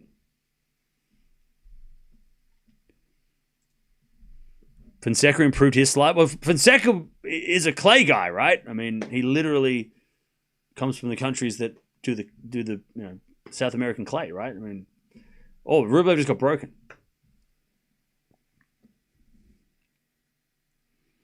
Eala needs to play some 250s and 125s to gain confidence. Yeah, it's tough though. That's a. I'll tell you this. I think Eala, what's going to happen next week? If she doesn't win some matches in Madrid, she'll probably play clay in the second week in a challenger, I would guess, because there's usually challenges in the second week of the 2-week Masters. So if Eala doesn't, let's say she loses second round of Madrid, she'll probably go play a 125, because there'll be one up for grabs. Playing this week though, it's like if she went and played Rouen, the issue with playing a smaller tournament instead, like, okay, you play Stuttgart. Had she have won this match, she would have got more. Like, had she have won a couple of matches here, she would have gotten more points than had she won a couple of matches in a 250, right? So for her ranking's sake, playing this tournament makes more sense, right? And prize money. Whereas a 250, when there's a 500 to play, I mean, you got to make that choice. If you can qualify for the 500, well, you would play that because it's worth more. It's better for your ranking. It's better for your prize money, right? But if you lose in a first round of a 1,000 and then the next week of the 1,000, right, the second week of Madrid or Rome, right, you can go play a 125 because you're not really giving up a 1,000 because you're out of the 1,000, right? So it's more likely that, and not just her, right? Anybody who loses first rounds of Madrid, who's eligible, will go play a challenger because to get more form. I would also think that she's probably going to play doubles in Madrid because I think the doubles draw for this tournament and Linz last week was way too high for her to be involved. So I'm probably guessing that Eala's probably going to play some doubles in Madrid as well to get some more tennis under her belt on the clay. Same in Rome. She's probably going to try and play some doubles. And if she doesn't win matches in singles or the doubles, she'll go play a 125 in the second half of those tournaments. Again, and if she doesn't do that, I'd be very shocked because unless there's an injury, she's got to play. She needs more matches, even if they're, again. But playing a 250 this week instead of a 500, that wouldn't have made sense. Because had she have won 2 matches here, it would have been better for her than losing or playing 2 matches in Rouen. Plus, Rowen's not an easy tournament, right? It's still got some tough names. Like she still could have lost first round to, to Kostyuk or Cocciaretto, right? I mean, those names are in there. Castella's playing in there, right? I mean, it's not an easy draw or an easy tournament for somebody who's in there, between 30 and 60. Still very, very competitive. Very tough draw. She might have got an easier draw than this, but she also could have got just as tough a draw. It could have been just as hard. So, and then if she had played Rouen instead of this, a lot of people would have said, why didn't she play Stuttgart? So,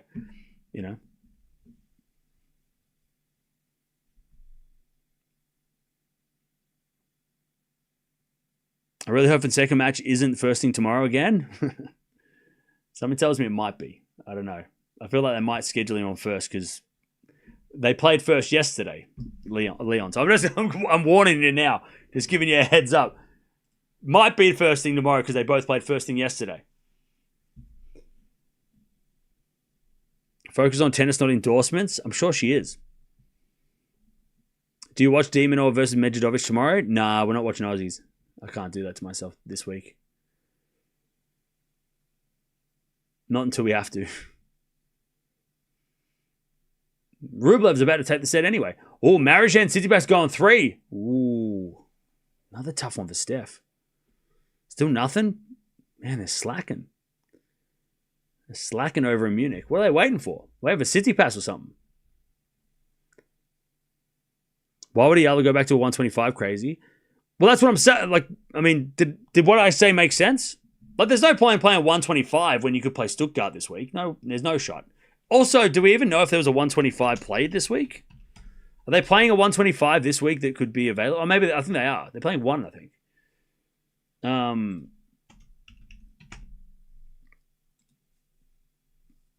By the way, this also goes for Fernandez, what I'm about to say. There is a 125 going in Portugal. I think she played that last year, didn't she? She played that last year, right? I'm pretty sure she played that last year. We watched a little bit. But yeah, like, there's no... Why would she go play 125 when there's a 500 up for grabs? Like, it makes no sense. So yeah, this goes for Fernandez as well. If Fernandez loses first week in Madrid, she should also go play a 125.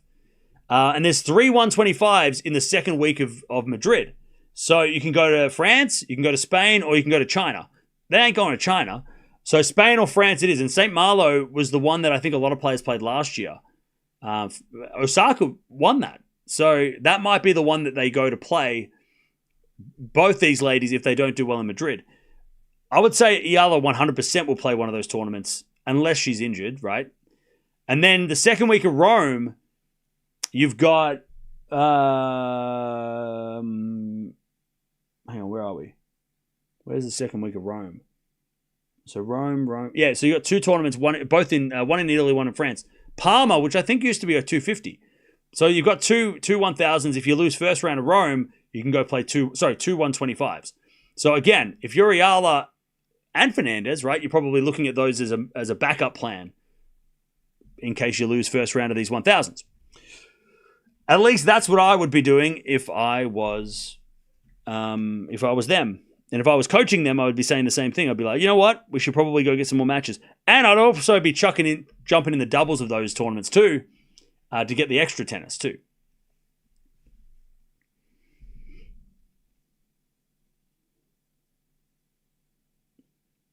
I think Leylah was on a mission today. Looks like she wanted to send a message. Yeah, she did look pretty intense, didn't she? Block Shelton is interesting. Are they playing or are they playing tomorrow? That's tomorrow, right?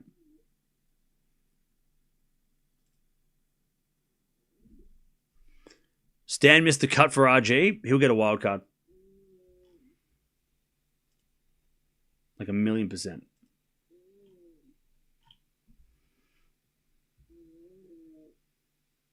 Alex was advertised in Parma, but she did not push through with it. Well, maybe she might jump in now. She might change her mind.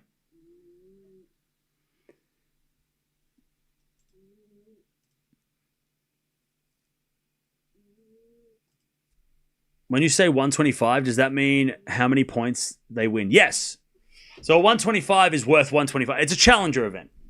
It's what the ATP call challenges. Well, it's a challenger event on the WTA too, but Badosa missed the cut for RG. Did she? She'll get a wild card. By the way, Rublev took the first set. What games are next? Tomorrow. Tomorrow we're going to be watching Swiatek. We've got Andreeva playing tomorrow. We've got Paolini. Hopefully Fonseca. So we've got a big day tomorrow. No Alcaraz tomorrow. No Zverev. As far as I know, no Zverev. So yeah, tomorrow is going to be a busy day. A very busy day. Did you see that Tweener let Tweener off the net? Yeah, I did. In the tiebreak.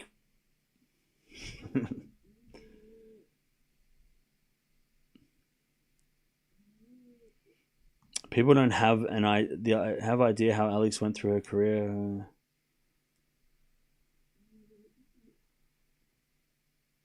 She earned her ranking? Yeah.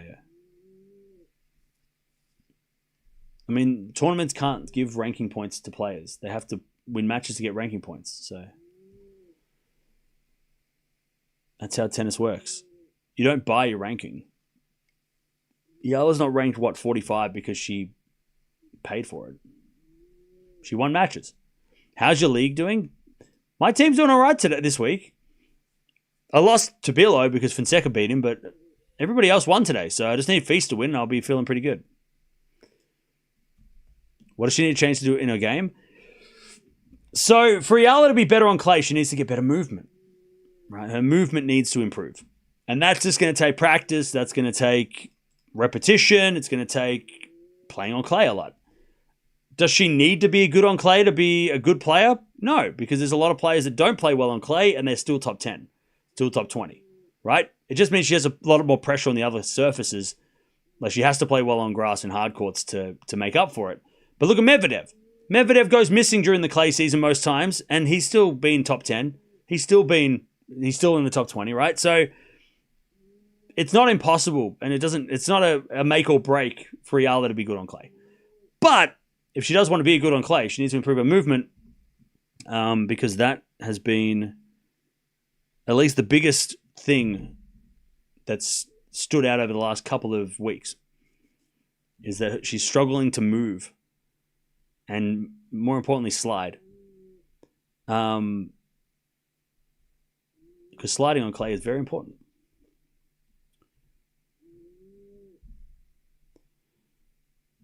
Look at Madison Keys. She won her Grand Slam at a later age. There's room for improvement with Alex.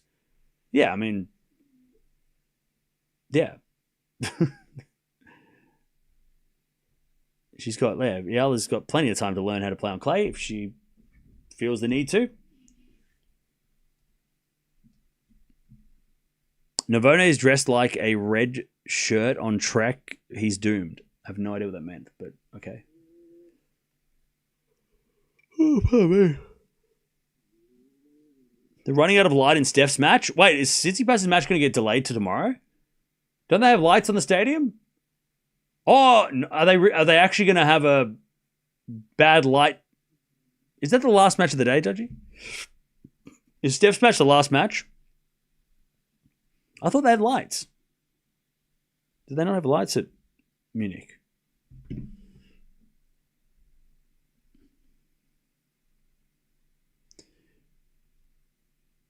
Alex's last priority should be clay. Be great on the other surfaces first. Yeah. It's just that, not ignoring the clay season is not a good idea. There's a lot of points up for grabs on clay. So it would be silly to not try and get better on the clay because it takes up a couple of months of the year that are worth a lot of points, right? But is it crucial to win on clay? No. You don't have to win on clay to be a great player. It just helps. It eases the pressure off the other surfaces, but it's not a make or break for your career. Yeah, clay season's 2 months, yeah. I mean, literally, if she plays just the big tournaments, there's 3 big tournaments on clay. If she doesn't play those or she doesn't do well at those, I mean, look at her ranking. Eala was top 30 without even playing well on clay last year. So, again, yeah.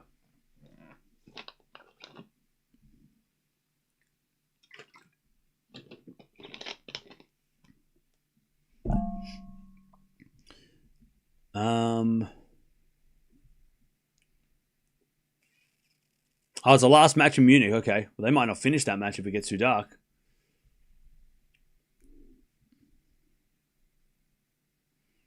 Someone with ATP was talking to umpire, then umpire talked to players. Oh, really? Okay, so Steph's match might get postponed. That's interesting. That would suck for both because they're into it. I mean, it suck for the crowd too, right? I think if they come back tomorrow, Steph probably wins, right?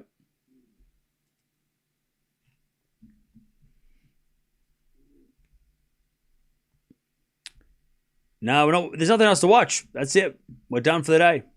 We're back tomorrow, though, because we've got a big day tomorrow. Sampras hated clay and was one of the greatest players ever. Exactly.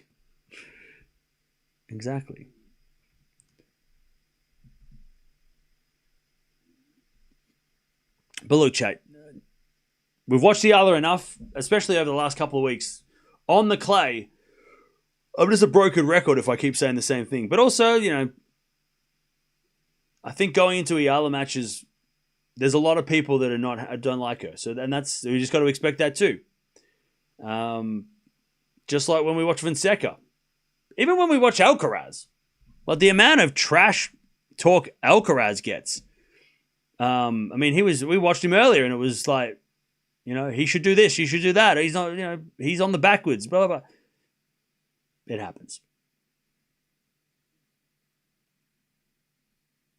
But I said this before. If you don't like Eala, the worst thing you can do is engage with any Eala content. Because what's going to happen is the algorithm's going to think that you want to watch that. So if you don't like Eala, you're going to get fed more Eala stuff if you watch. It's like any algorithm. If you go watch YouTube videos about, I don't know, you watch YouTube videos about cooking birthday cakes, and you watch enough of those, YouTube are going to feed you birthday cakes in your timeline, right? You're going to get that shit all the time, and you're going to be like, why? I watched 3 videos on birthday cakes, and now I'm just getting flooded with... That's going to happen with Eala content too. So if you watch Eala streams and you comment on videos, even if it's negative, YouTube are going to feed you that shit. So you're going to... that's why you're getting so pissed off that you're seeing so much of it, because you're engaging in the shit. If you ignore it, you're not going to get it, and your life's going to be much better before it, right? You're not going to get annoyed by it because you're not going to see it.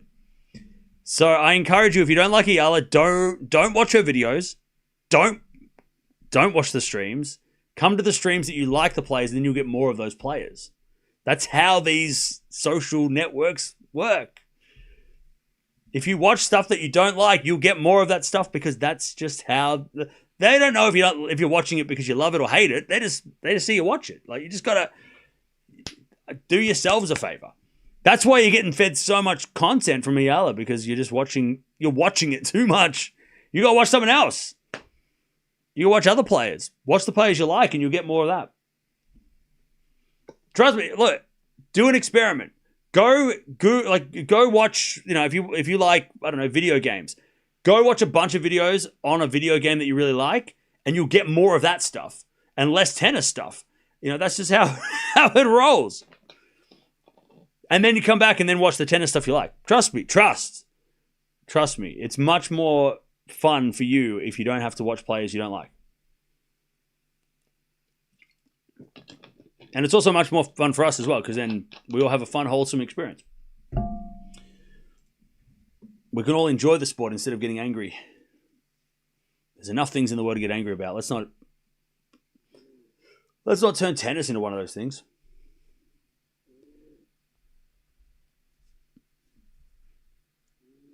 And by the way, we watch almost every player. So if you, we got options. You got options here, right?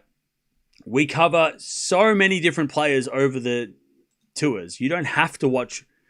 I get it. If we watched Eala and Alcaraz and that's it, I can understand where your options are limited and you'd be pissed off. But we watch so many players and so many matches, and Eala's not playing for the rest of the week, but we're going to be watching for the rest of it. So you don't have, you know what I mean? You don't have to handcuff yourself to Eala matches. You can watch other players now, and that'll refresh your YouTube algorithm, and then you don't have to worry about watching, her videos next week if they come out, right? You can now watch other players, and then not get the algorithm feeding you the wrong stuff.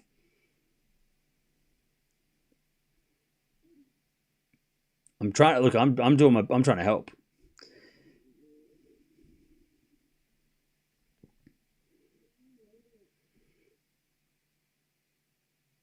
Excited for Swiatek's match here in Stuttgart. Oh, tomorrow's going to be fun. Sigmund is dangerous. But I'm excited to see how Swiatek... I'm so ready for Swiatek's comeback. I am so ready. You don't even know, chat. I'm going to be punchy. I'm going to say I'm going to be punchy. I'm going to be punchy.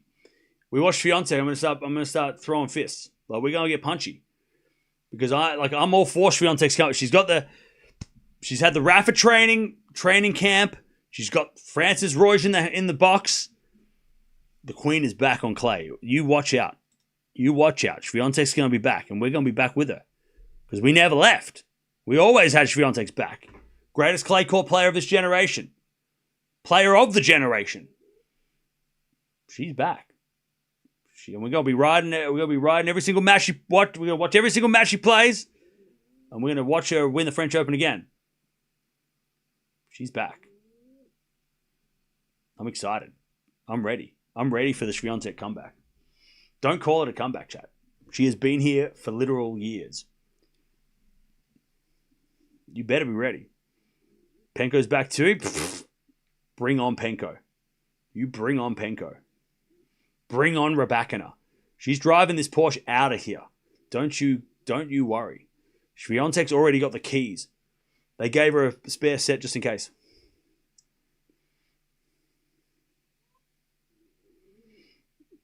The media, including YouTube, are not doing her any favors by hyping her way beyond her talent. I mean, I think there's definitely a difference between like covering Eala and then saying that she's going to do things that are above her talent. I don't think at least I haven't seen anybody saying that Eala's going to be the number one in the world tomorrow and win everything. I feel like she's getting a lot of exposure, right? That's different. Like there's a lot of coverage around Eala, but I don't think it's people. The hype is not. People aren't hyping her up. Like I'll admit, I say Fonseca's going to win a slam, but I truly believe that. I've never said Eala's going to win a slam, right? I've never with Eala, it's a take it one match at a time, take it one tournament at a time with Eala. Enjoy the ride, right? Fonseca, I'm like, this guy's going to take down Alcaraz. Watch out, right? There's a difference, and I don't think. I'm not hearing people saying that Eala's going to, break the world and dominate the tour.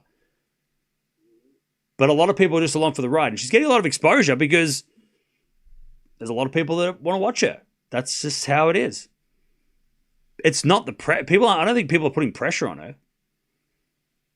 At least I'm not thinking. She's getting a lot of exposure, but, a lot of people want to watch her. A lot of people want to see what she's up to. A lot of people want to follow her. But I don't think anyone's hyping her up. Unfairly. Unreasonably. Right? Not like I am with Fonseca. But he's going to win a bloody slam. He's going to win a slam. And you should be scared. Just following her game. Exactly.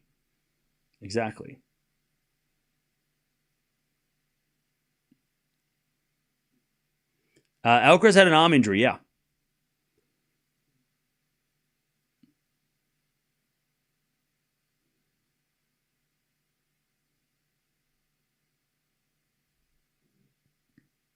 We get this about Fonseca being overhyped, and then he starts winning it, and it gets quiet.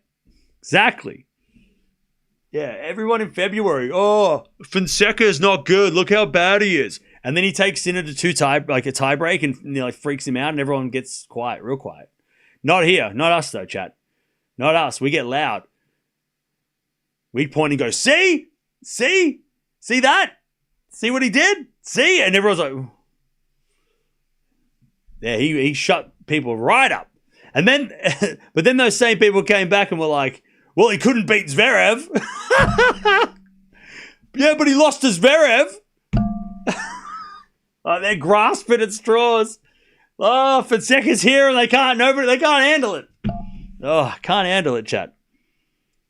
He loses to the top three guys in the world, and the third guy he loses to is like, but it's only Zverev. He should have won against Zverev. Oh, now he should have won against Zverev. Okay. They were waiting for that. They're like, fuck, we can't say anything bad about him. Oh, he didn't even beat Zverev. How bad is he now? He's really, really bad. Yeah, because Zverev hasn't been consistently good for the last 2 months. Yeah, all right, yeah.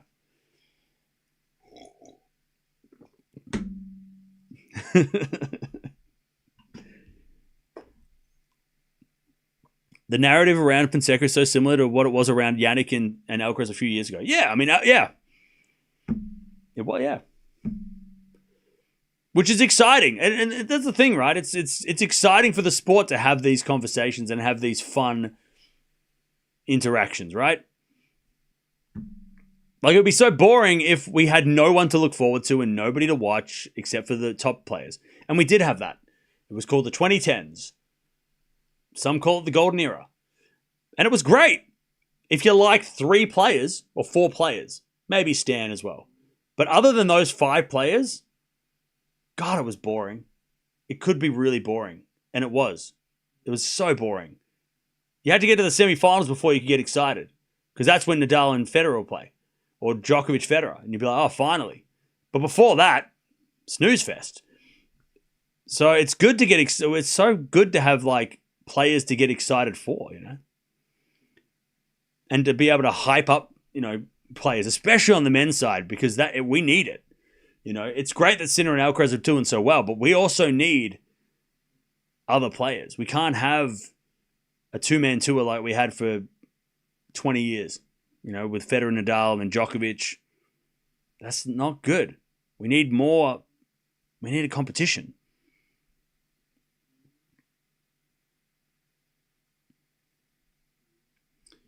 What a terrible player, only losing 3 best players in the world. Yeah, no, he really stinks.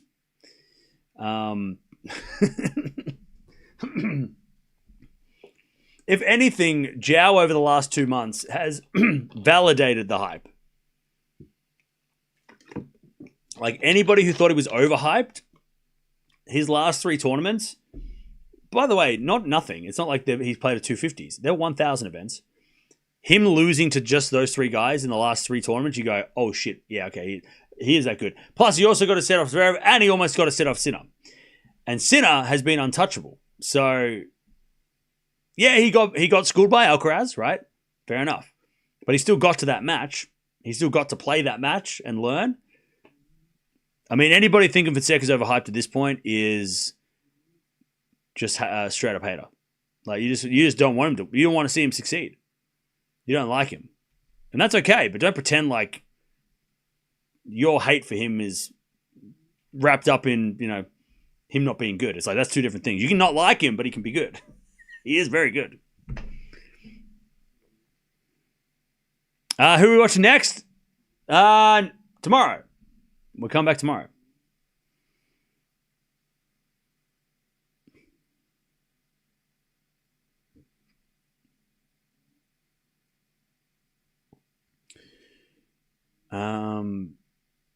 But yeah, we've got Swiatek coming up tomorrow. Rublev, Navona in the crowd right now. Are they going crazy? Oh, Navona's got the break in the second. Oh, play suspended in Munich. How is this? Actually, Dutchie, you know why the schedule's not out? Because they were waiting to see what happened with that match. That's why they didn't bring the schedule out, because they weren't sure when to put Steph on tomorrow. That's why they stopped. That's why they were waiting for the schedule. The schedule will come out in like a couple of hours then. They were waiting for the City Pass match to see what happened, because they have to fit that tomorrow now. Andreeva Penko fire? Oh yeah, Andreeva Penko tomorrow is going to be nuts. Andreeva Penko tomorrow is going to be crazy.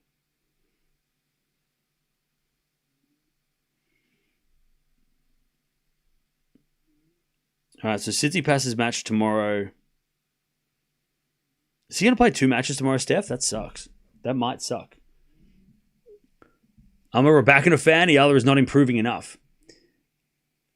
Okay. So you're not a fan of Eala? I'm a fan of somebody else. And here's my opinion on this player that I'm not a fan of. Steph was starting to get fighting with the crowd? Okay. Maybe it's for the best that he walked away.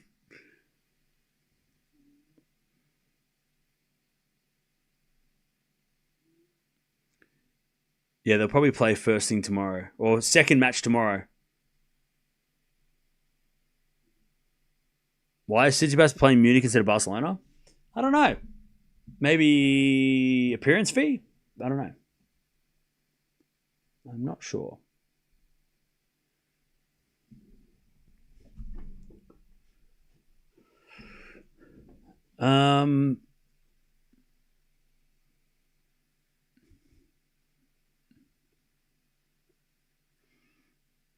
Seeing Alcaraz watch Sinner jump in the pool was so wholesome. Yeah.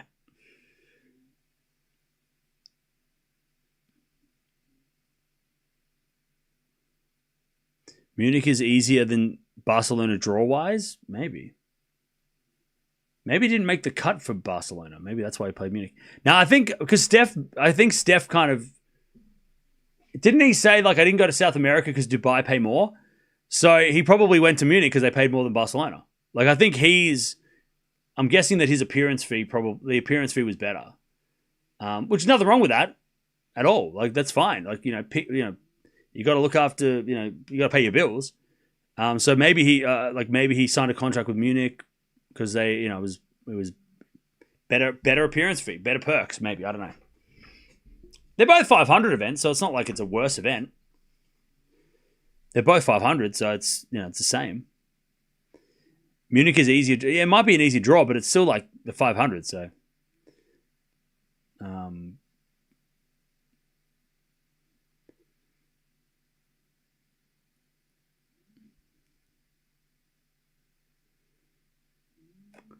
Tsitsipas will have to play tomorrow. Yep, he'll have to play again tomorrow. He will have to play again tomorrow. So,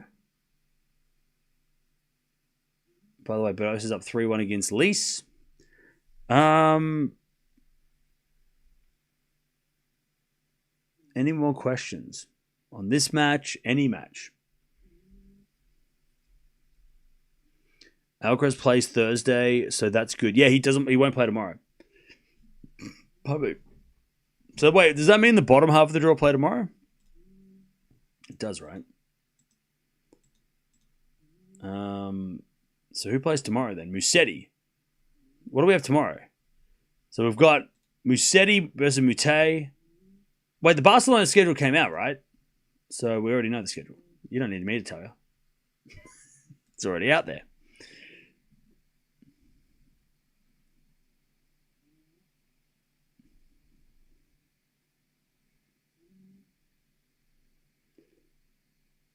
Will Alcaraz be number one if he wins the title here? Yes. If Alcaraz wins Barcelona, he will be number one again. Sinner lost ranking points for not playing enough 500 last year. No, that's not right. Sinner lost ranking points because he didn't play. He was banned for 3 months. This has got nothing to do with not playing 500s. Like he couldn't play Indian Wells, Madrid, Miami, Madrid, Monte Carlo, Doha. Like he couldn't play all of those events. That's why. Not because of the 500s. Doesn't matter if he played a bunch of 500s. It wouldn't have made up all those 1000s he missed. He missed 4 1000s. And now the difference is that the 4 that he missed, he's won 3 of them this year, which is crazy.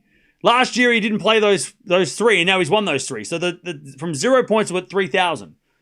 I mean, it's crazy. It's crazy, the turnaround.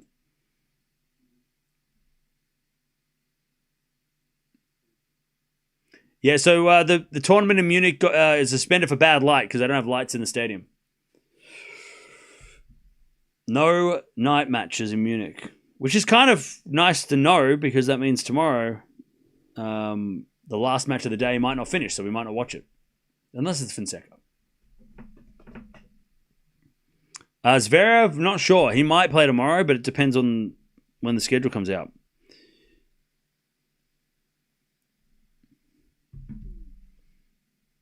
Zverev's definitely going to win Munich. I hope so. Because they put him in my team. And I need him to win. By the way, chat, we're almost at 900 likes. Swiatek, our national treasure, just like Lewandowski. And let me tell you this. If Swiatek plays Penko in the 3rd round and wins, it'll be such a boost for her in confidence. Yeah, I agree. I'm so ready for Swiatek's comeback. You don't even know. I'm so ready for her resurgence. I'm so ready. I'm so ready.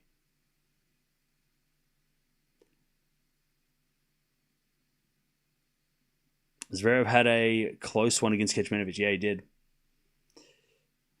He sure did. In that final set, I was thinking, shit, we should have watched him. And then he won. I'm like, woo. Whew. Okay, we didn't miss that. All right. If you were to coach Eala, what aspect of her game would you concentrate on to develop a game? On clay, I'll say it again, movement, slide, like the ability to slide, like, and those things don't happen overnight. Obviously, there is a serving vulnerability, right? And she's not the only one. There's a lot of players in the top 20 that have, they get overpowered on serve, or, their serve is a target, right? But on the clay courts, she's got to figure out that movement, man. And that's not going to be easy.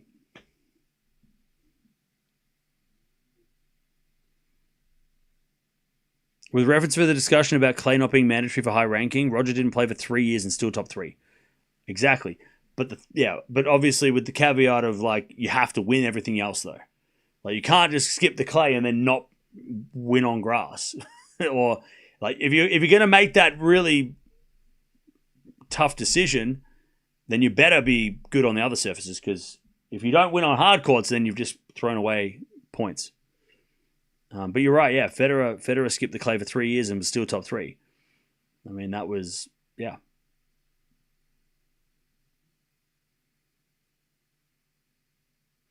Until Eala wins a 250 or higher, I'll be one of her critics. I'll be honest, you're probably better off just supporting the players you like than being an Eala critic, because she's got enough of those. So just focus on the players you like and ignore the players you don't like. And don't waste time critiquing players.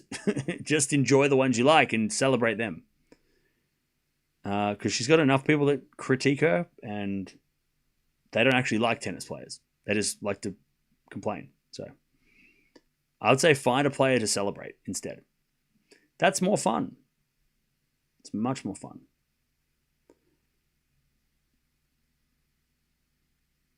Can you imagine if Swiatek bageled Penko?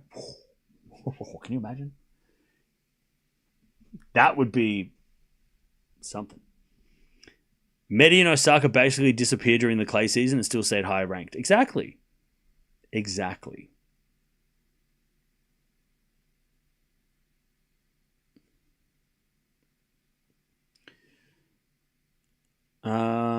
I do agree with you. Thinking she trained at the Rafael Nadal Academy, it seems it does not show that moves well on clay. Yeah, but I think people get, again, I say that I feel like a broken record because I say this a lot. The Rafael Nadal Academy is not a clay court exclusive venue. It's not a clay court. It's got clay courts, and it's got Rafael Nadal, the greatest clay court player of all time, name on the building. But it's not a clay court venue. Like, it's not. They don't wake up every day and go out and practice on clay every day. It's a hard court venue. I think there's got like a lot of indoor hard courts. Like, they practice on the hard courts. They teach the tennis on the hard courts. Yeah, they'll do a clay court lesson probably, and they probably do that. But again, Eala. Also, remember, Eala did grow up in the Philippines, probably on the hard courts, the limited hard courts they had. And then when she moved to the Rafa Academy, they wouldn't have been like, okay, now we put you on clay, right? Whereas you got to remember Fernandez, if we're going to compare the two. Fernandez she didn't grow up in the Philippines. She has a Filipino mum. Her dad's from South America. She would have probably been more likely to practice on clay courts in South America through her dad, right? Her dad's, heritage, right? But also, obviously, playing in Canada, playing in the US, right? So you got to, the exposure to this surface, Fernandez got the massive advantage because she would have been around those courts more, depending on if she went to, practice on. Is her dad from? I know her dad's from South America. Which country? Somebody remind me. But Eala on clay, yeah, okay. Rafa Nadal Academy's got clay courts, but I don't think she would have trained on them. Ecuador, yeah, Ecuador would have had clay courts. I mean, they've got a lot of good clay players around that. In the history of that, if you look at their Ecuadorian tennis history, they've had some really good clay courts, and plus South America clay courts. Eala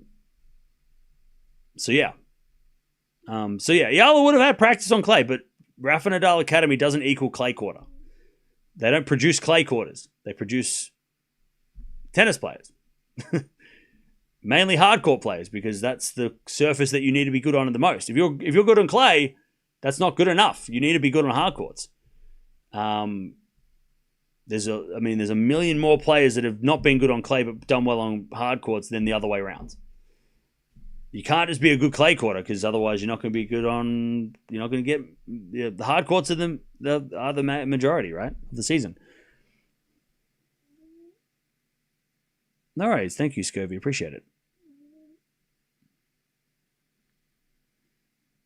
Borg was brought up faster indoor courts but went out and won 6 French Opens. Yeah, but that was also like 1970, and that was different times. So it's hard to but also Europe, like European clay courts. Like, he would have had access to clay courts.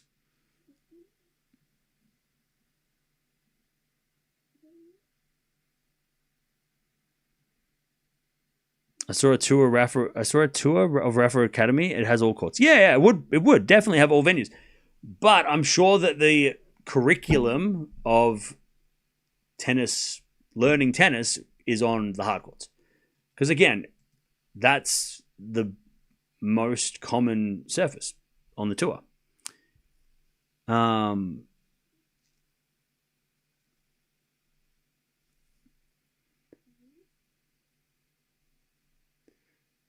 What I mean is that if Swiatek beats Penko, she'll be motivated to win the French. Oh yeah, hell yeah. I mean, getting a win over somebody she's never beaten will do her so good. But I'm ready for Swiatek's redemption. Nakashima just got the win, so Feast is coming up next. Patience of virtue, Alex. Yeah, that's another thing that I noticed as well, especially today, that Eala's great defensively when she plays on the hard courts, right? She moves well, she defends really well, she doesn't rush, but I did notice today that she was trying to hit winners, and she's hitting a lot of errors because she's trying to go for winners that maybe aren't there. And you can't be trying to pull the trigger early on Fernandez because she's too good for that. Like, she's too good defensively. You can't try and you got to be patient against Fernandez. Do you think Sinner or Alcaraz will skip Madrid? Yes, I think one of them will skip Madrid. Maybe, probably. Players today are much better all court than the eras before. Sampras never won a clay court match, let alone a French clay court title. I think he won Rome once. Didn't Sampras win Rome? Pretty sure. But yeah, you're right. Very limited in his clay court tennis.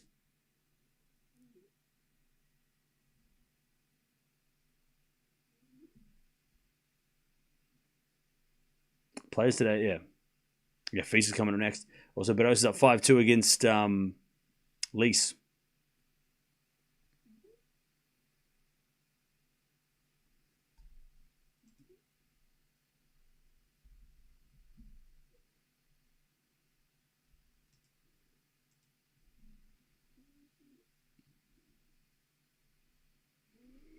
I think the 1-2 ranking is going to be a revolving door. I hope so. That'll make it interesting. I hope so. That'd be fun. If Alcaraz and Sinner just start trading the number 1 ranking for the next couple of weeks, that'll actually make it interesting. Because I think we're getting a little, well, unless you're an Alcaraz or Sinner fan, we are getting a little bit repetitive. So if they're battling between each other for number 1, at least that keeps it spicy. At least it keeps a bit of interest at the top of the game. Rather than it just being well, who's going to win this week? At least if the number 1 ranking's being thrown around, that'll make it more fun. I think Eala gain weight. I don't think so. I have no idea. Still nothing from Munich? God, come on. Come on, Munich. Give us the heads up so I can see what we do. If I had to guess, first match tomorrow, Rinderknecht taking on Fonseca. and then whatever else after that. You're correct. Cam Sampras did win the Italian Open in '94. I thought I knew that. I thought I saw that.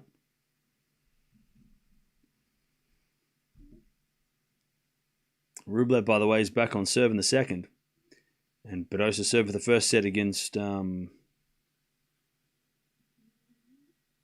Lease.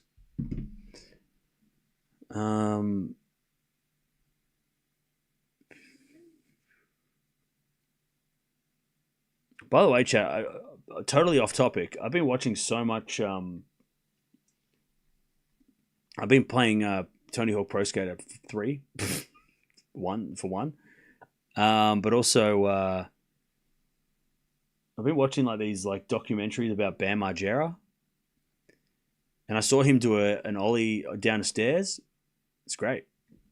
He also was refereeing a skate competition. It was awesome. That's the kind of shit that I watch offline. I'm watching Viva La Bam. That's what I'm watching.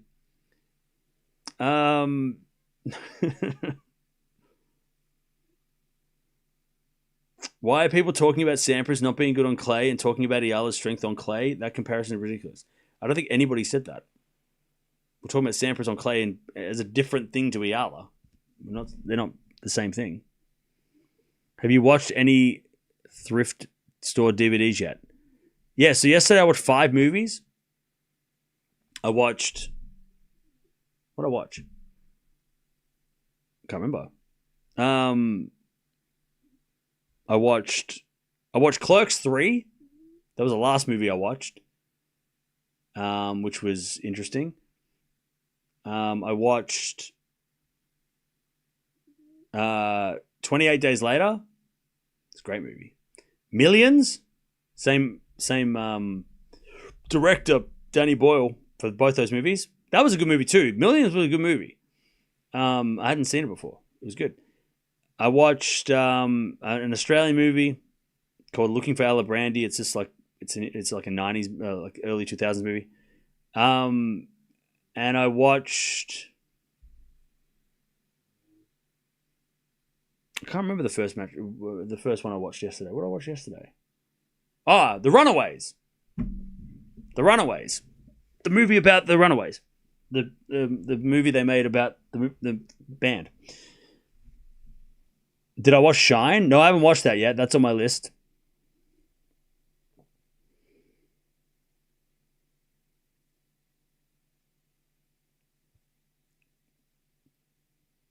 Actually, speaking of DVDs, I went to the PO box.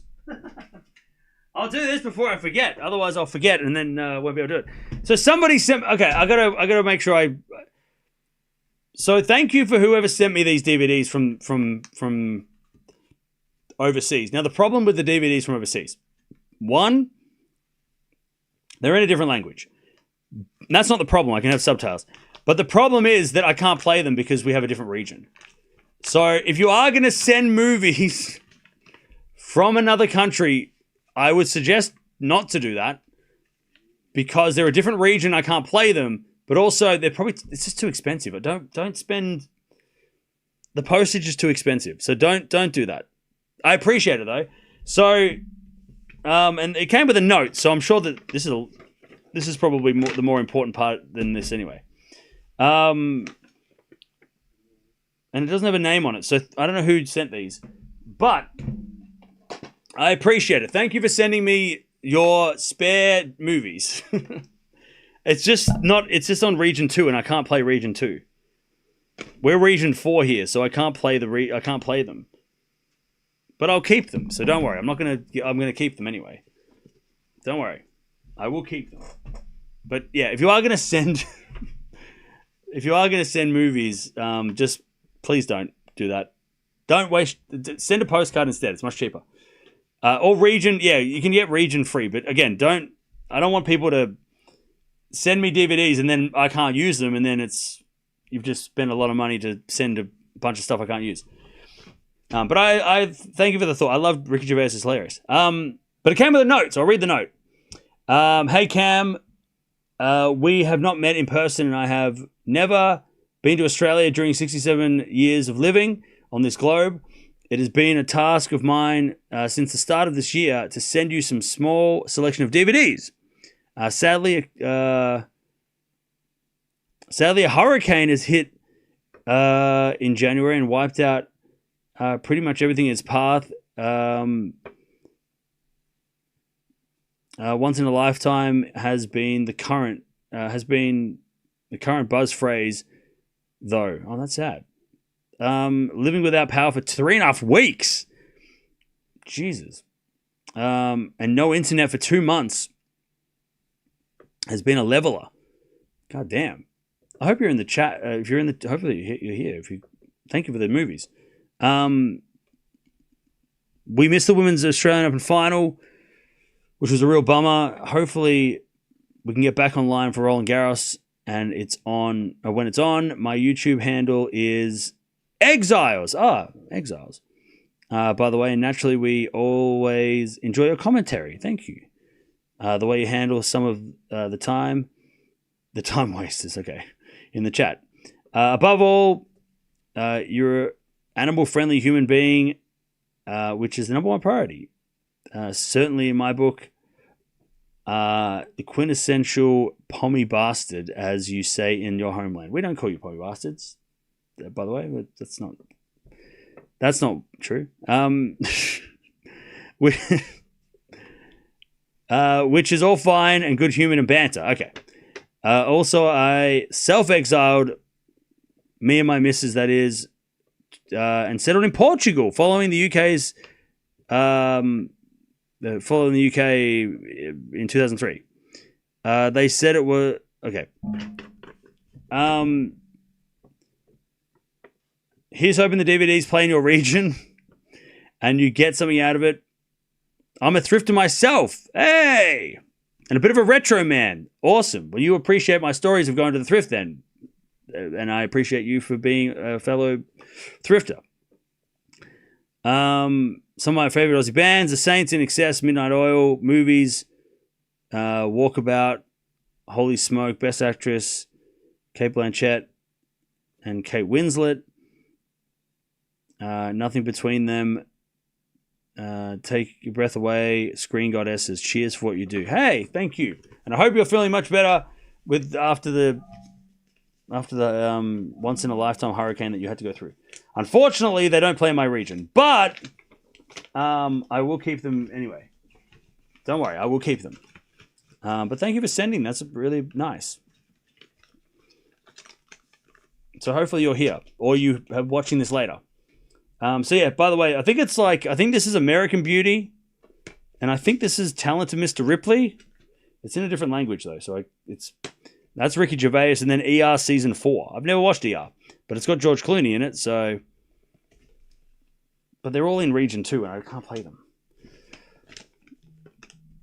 And I know that I can't play them because I've accidentally picked up region 2 DVDs at the thrift, and when I put them in the DVD player, they say, "Sorry, you can't play this because it's not it's the wrong region." I'm like, "Oh shit!" So I've made that mistake at the thrift, so I know that these won't work, but that's all right. Thank you though, I appreciate it. Thank you for sending. But for anybody who is going to send DVDs, just make sure that you know that that's the situation. Still nothing from Munich? God, I'm trying to giving them time to tell us. Send Cam a Region 2 DVD player. No. I probably can find a Region 3 DVD player, but the one that I have, I'm going to have to find one. I don't know where I can find one. By the way, Rublev's hair is still very long. It's just slightly shorter than it was. Anyways, I'm out of here. We'll be back tomorrow. How's my injured finger? Yeah, it's all right. It's just like weird. It's just got like a weird. It's all right. It's not bleeding, so that's good. What happened in Munich? They had to stop because it's too dark. But Oz is up a set and a break. All right, we'll be back tomorrow to do it all again. And I know Munich's waiting for me to leave so that we can so they give me the schedule. But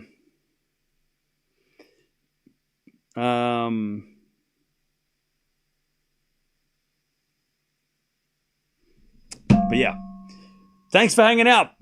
Fernandez wins 6-1, 6-4, and she is into the second round. She's going to take on either Paolini or Sonmez, which is happening tomorrow. So we'll probably tune into Fernandez versus Paolini if it happens, because that could be an interesting matchup. But yeah, tomorrow, big day. We've got Swiatek. We've got Andreeva versus Penko. Crazy match. Paolini's playing tomorrow. Hopefully Fonseca as well. So, yeah, I'll see you tomorrow. Thanks for hanging out. Fernandez wins 1-4 against Eala.